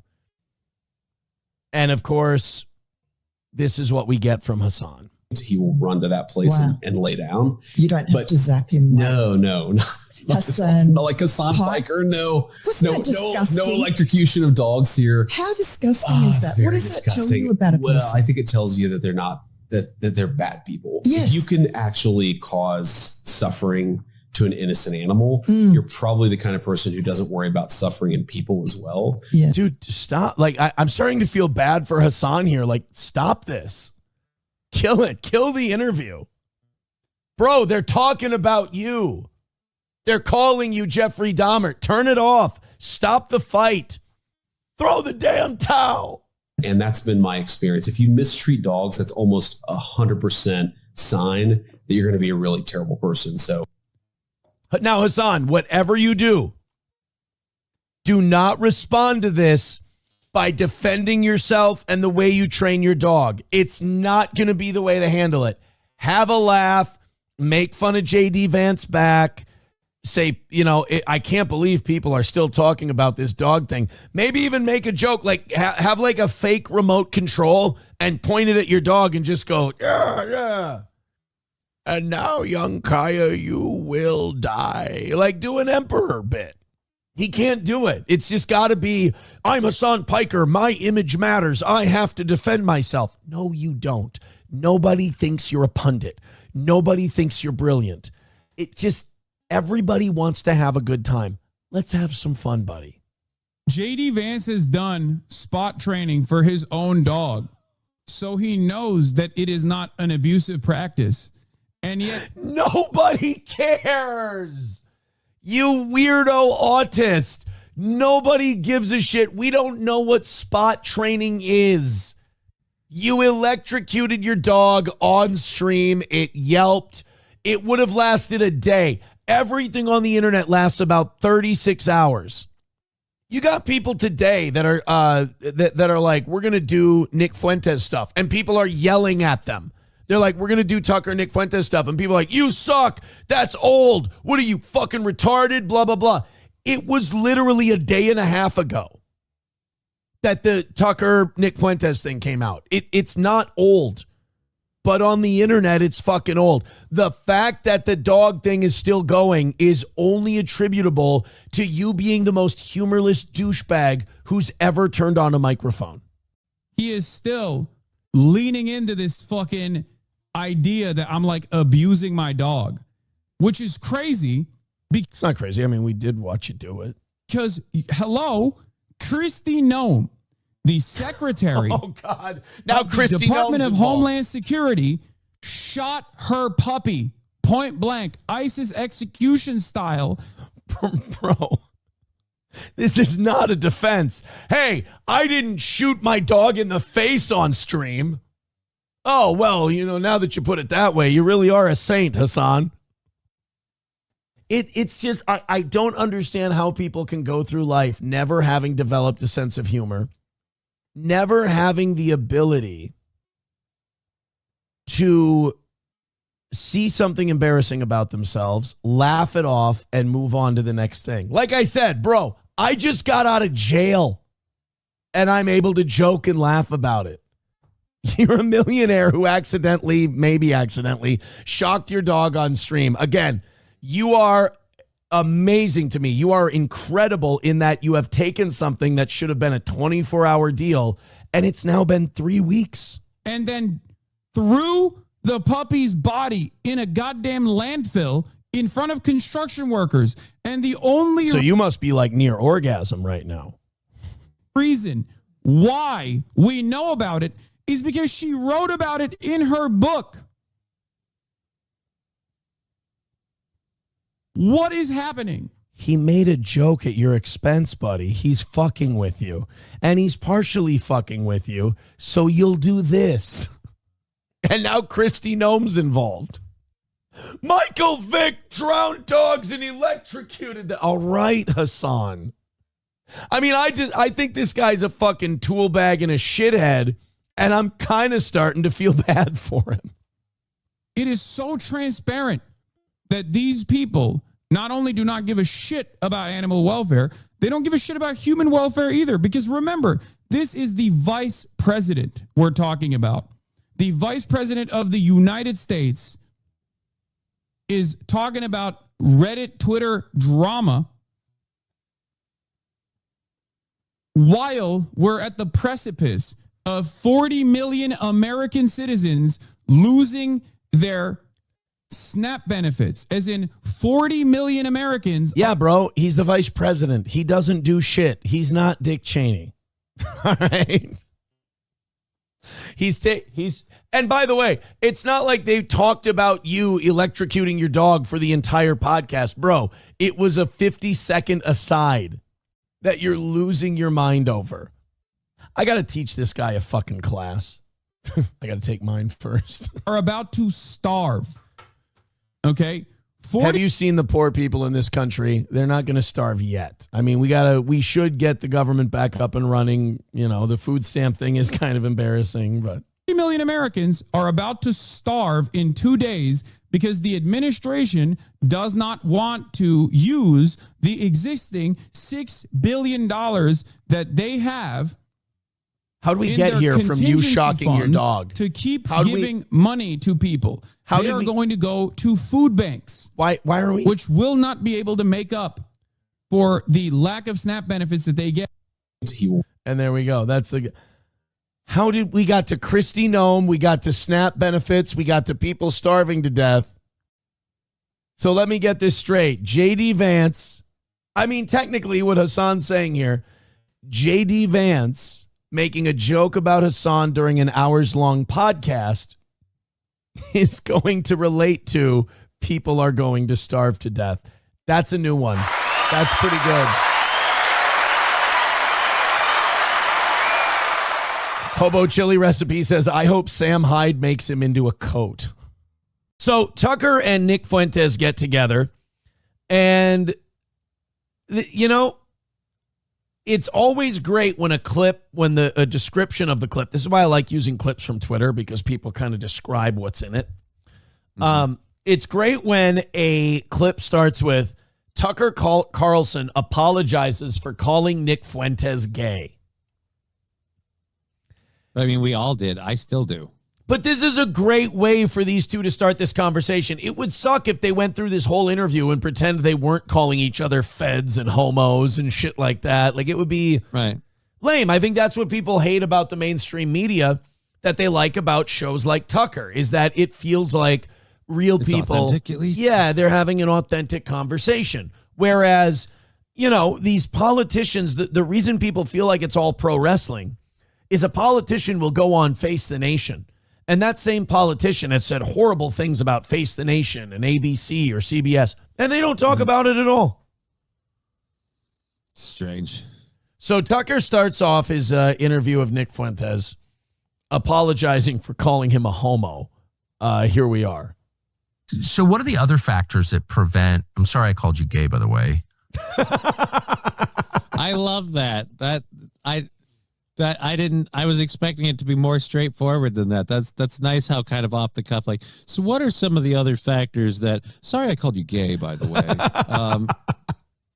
But that's such a genuine way to do it. It's not like a show busy kind of like, I'd like to make a statement to you right now, and I mean it, and I want to look into your soul while I do it. He's just like asking him a question, and then he remembers in the back of his mind, he's like, oh, right, I called this guy a fag. I forgot. Hey, sorry. Better back that up. Sorry I called you queer, by the way. Oh, no problem, dude. Okay, anyway, I was going to say, so the Jews. I like that you totally are, though, right? Like, I mean. You've never thought about how a cock tastes? Like, never? So Destiny was in that video? So what are the other factors that prevent, I'm sorry I called you gay, by the way, but I'm always, I think I'm just too old or something. I'm like, what? Why is anyone married? You tell me, why aren't people married? Well, I mean, honestly, it's the women.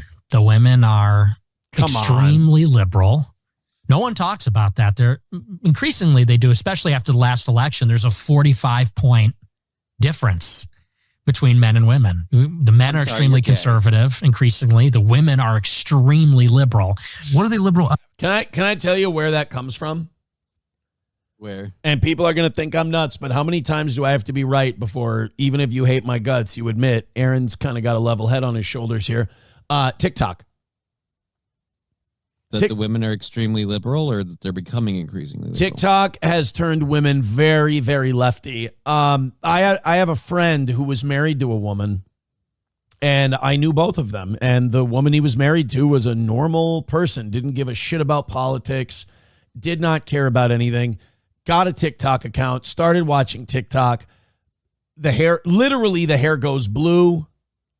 Start talking about whether or not the kid is trans. Starts getting into like all this like political shit and all this that they didn't. Again, this isn't someone who was conservative and turned liberal. They didn't give a shit about politics, didn't know anything about politics, and basically let TikTok become their political identity. Now, this is one example, but I know at least 4 or 5 other people who have said the same thing, that they have a woman in their life, whether it's dating, sister, cousin, whatever, that was never political. They started scrolling TikTok all the time, and just they watched them progressively become more lefty. And I guess, I don't know. I grew up in a family with a lot of sisters, so I just for that I have trouble believing that is like I don't disagree that there's women who've been steered that way, but like I don't know. I feel like haven't there been women who've been steered the other way in terms of pushed more right by different things in their life? Yeah. It's probably not as much as TikTok, but I feel it's kind of a cop-out to be like, well, it's the women. That's why people aren't getting married as much today. It's the women. Like I think it's both. I think it's both. I think it's also, I think it's economic realities. I think that the more you make people poor, and we are making people poorer, even if they're making the same amount of money or more money, they're poorer because everything costs so much. Like you can't buy a house. You can hardly rent. People are using credit cards to buy their groceries. People can't pay their car notes. It's hard to start a family when you haven't established yourself, and it's taking men and women longer to establish themselves in the kind of economy we have, and I think that's a big reason for why people aren't getting married. Certainly isn't helping. And then you do get married and you're not established yet. What's the number one cause of divorce? I'm going to guess financial issues? Money issues, yes, financial issues. So if you are established and you get married, and that's still the number one cause of divorce, now get married without figuring out and establishing your economic viability, it's going to be a fucking nightmare. You're set up to fail to begin with. So is it the women? I don't think so. I think it's more the message, like you were saying, with the just general setting of the world, not just financially, but just in general. Everything's coming to an end. The environment's polluted and this, that, the other. Like, how many people are just kind of like, I don't feel like there's much of a point. Why do I want to meet someone and make a family and do a whole thing? Like, I'd just rather keep to my own self and try to be happy in a day. I think another problem is that men and women have been taught now, because again, I'm not going to put this all on women. I think, like you said, that's a cop-out. Yeah. I think men and women have been taught that power can be shared and that there can be two leaders in the household, and I just don't think that's true. I think there needs to be a division of duty, a division of leadership. I think there needs to be, whether it be in the household in general or on certain issues, there is a leader and there is a person who follows the leader. I don't care if it's the man. I don't care if it's the woman. I think it works better when it is the man, depending on what kind of man you have. Right. But if you got the wrong kind of man, you're going to need an alpha bitch because you got a beta boy. Right. And so maybe on money, the man's in charge. Maybe on how the house looks, the woman's in charge, or vice versa, or the plans for... I'll give you a great example.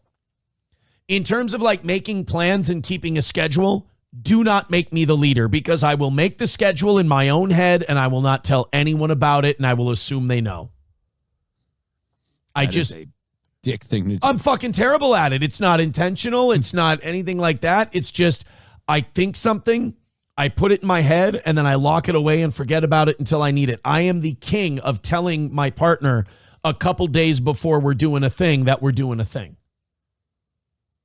Wow, I'm glad we never date. I can't help it. I can work on it until the day I die, but there will always...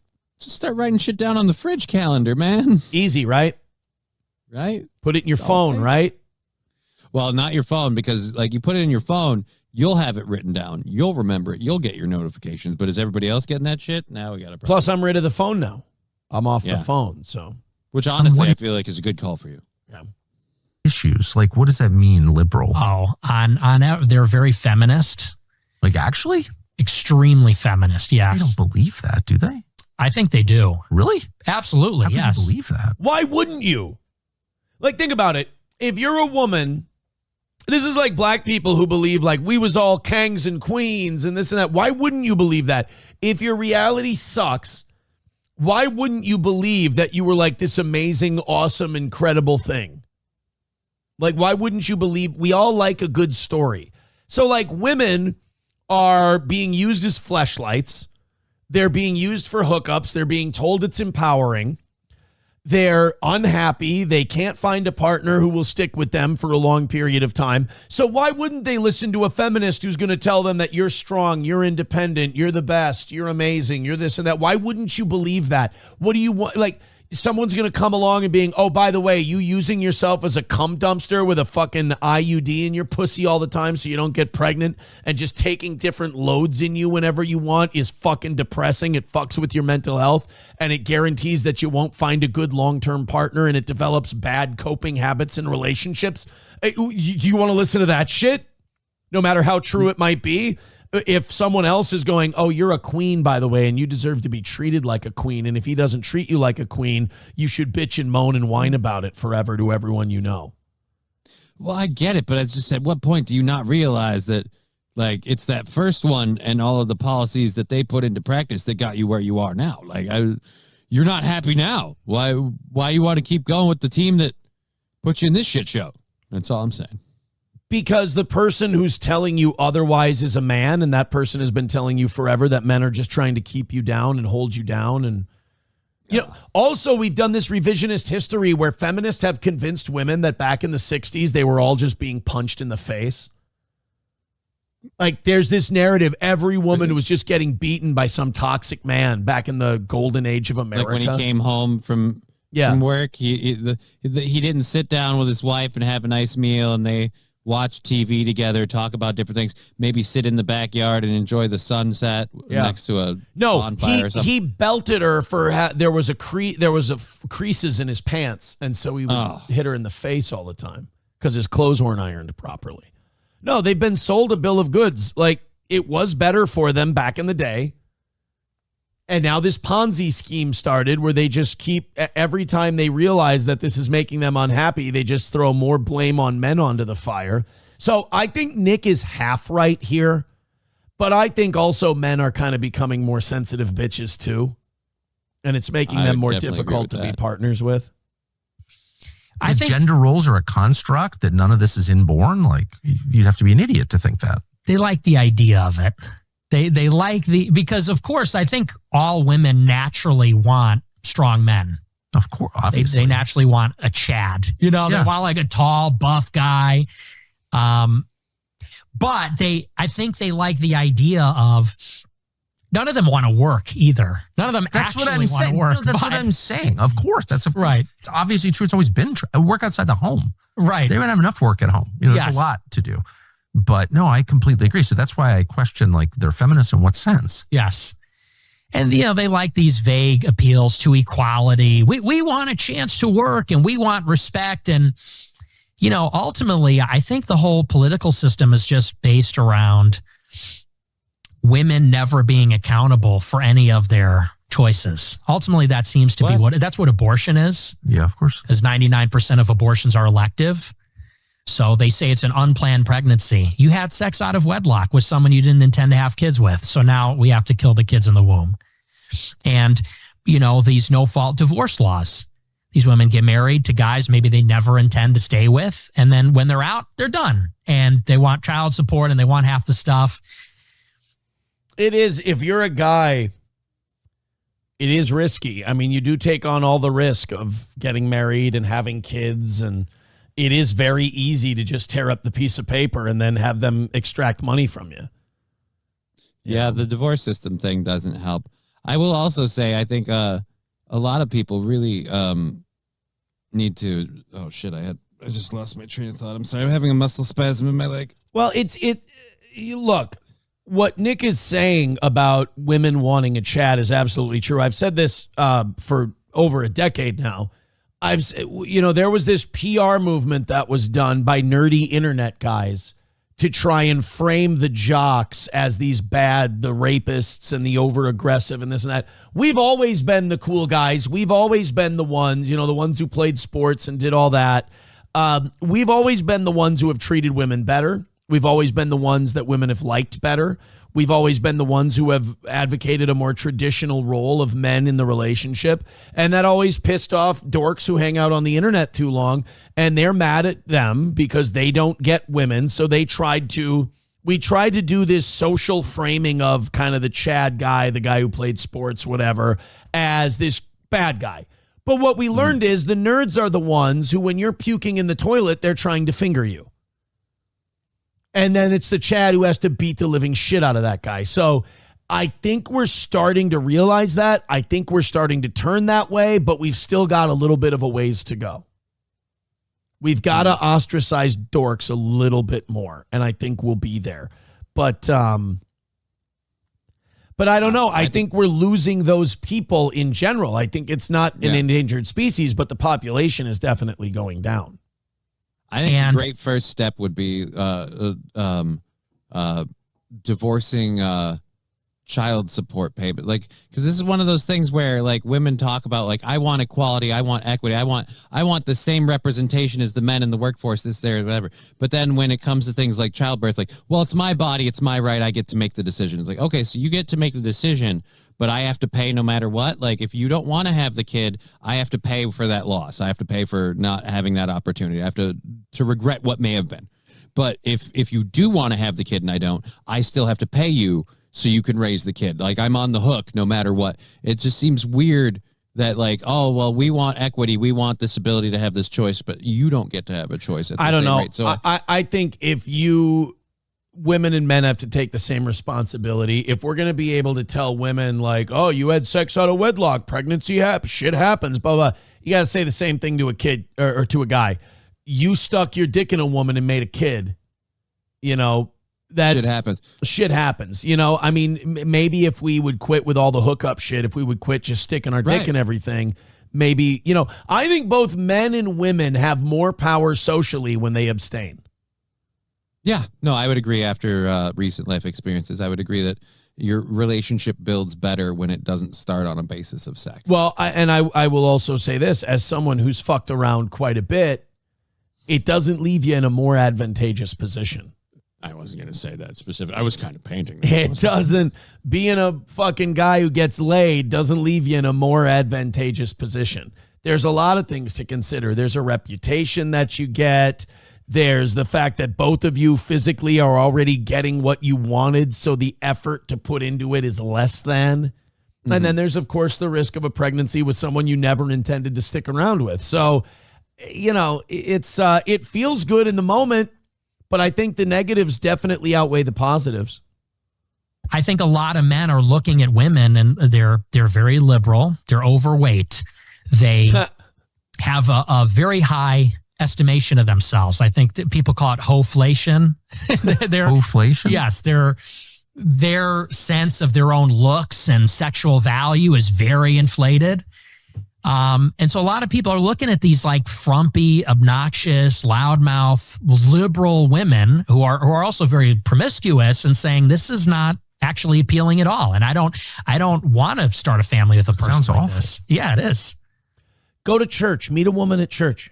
Again, I don't agree with his generalization of women on this one. Well, okay. I wanted to talk about that. Remember that he lives in Chicago. Okay, that makes sense. And we live in rural Minnesota where there are more conservative women. Right. So it's kind of it's a culture, it's a geographical thing. But I think that I think this is something we need to listen to young people on. And Nick's in his 20s. We need to listen to young people, guys and girls, because a lot of them are saying, I don't want to date. It's not worth it. These women or these men are bullshit, and I don't want the aggravation that comes with it. That's a social problem if people start having that feeling en masse. And I think they're starting to feel that way. That's not good, and something needs to change. And the thing that needs to change is not you force these people to go into relationships they don't want to be in.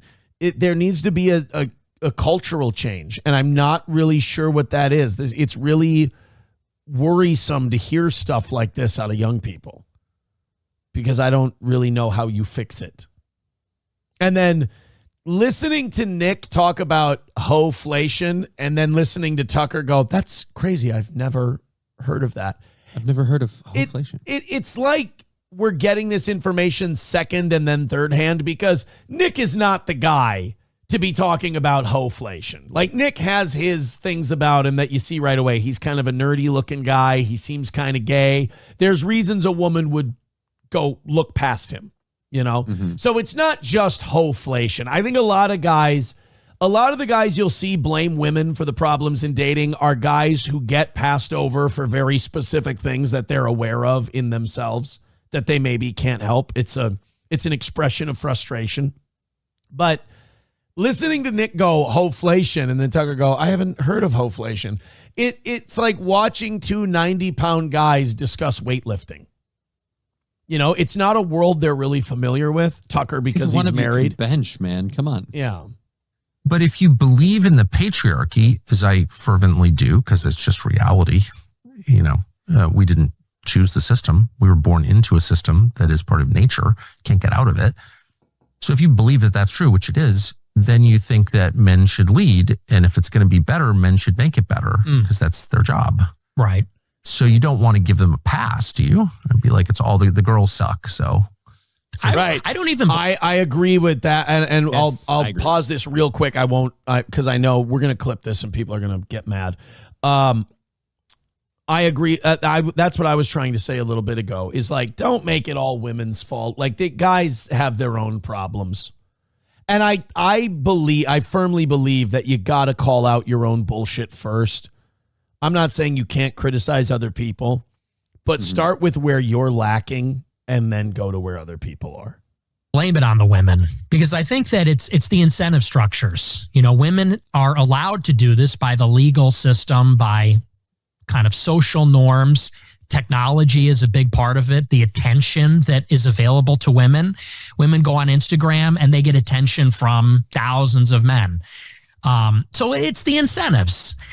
But I would say that, because I hear this all the time, people say, well, the men need to step up and be better and lead the women.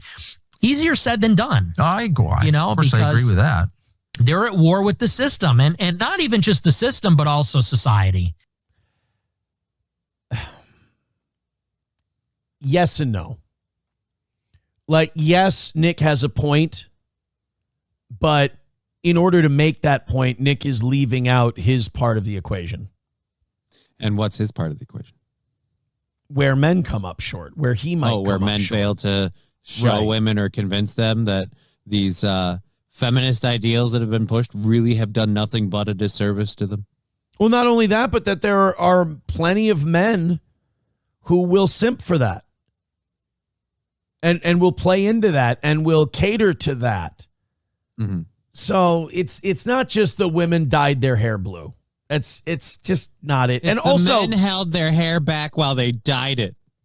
But it's also watching a guy like Nick, and I try not to do this, but I've had a lot of relationships. And there's something about fucking up that teaches you a lot of lessons. And, you know, there's an old saying, those who can do, those who can't coach. I can coach you guys on what not to do. I can tell you where the pitfalls are. Just because I can't pull the shit off myself doesn't mean I don't have a wealth of knowledge. I just don't know how to put it into practice for myself.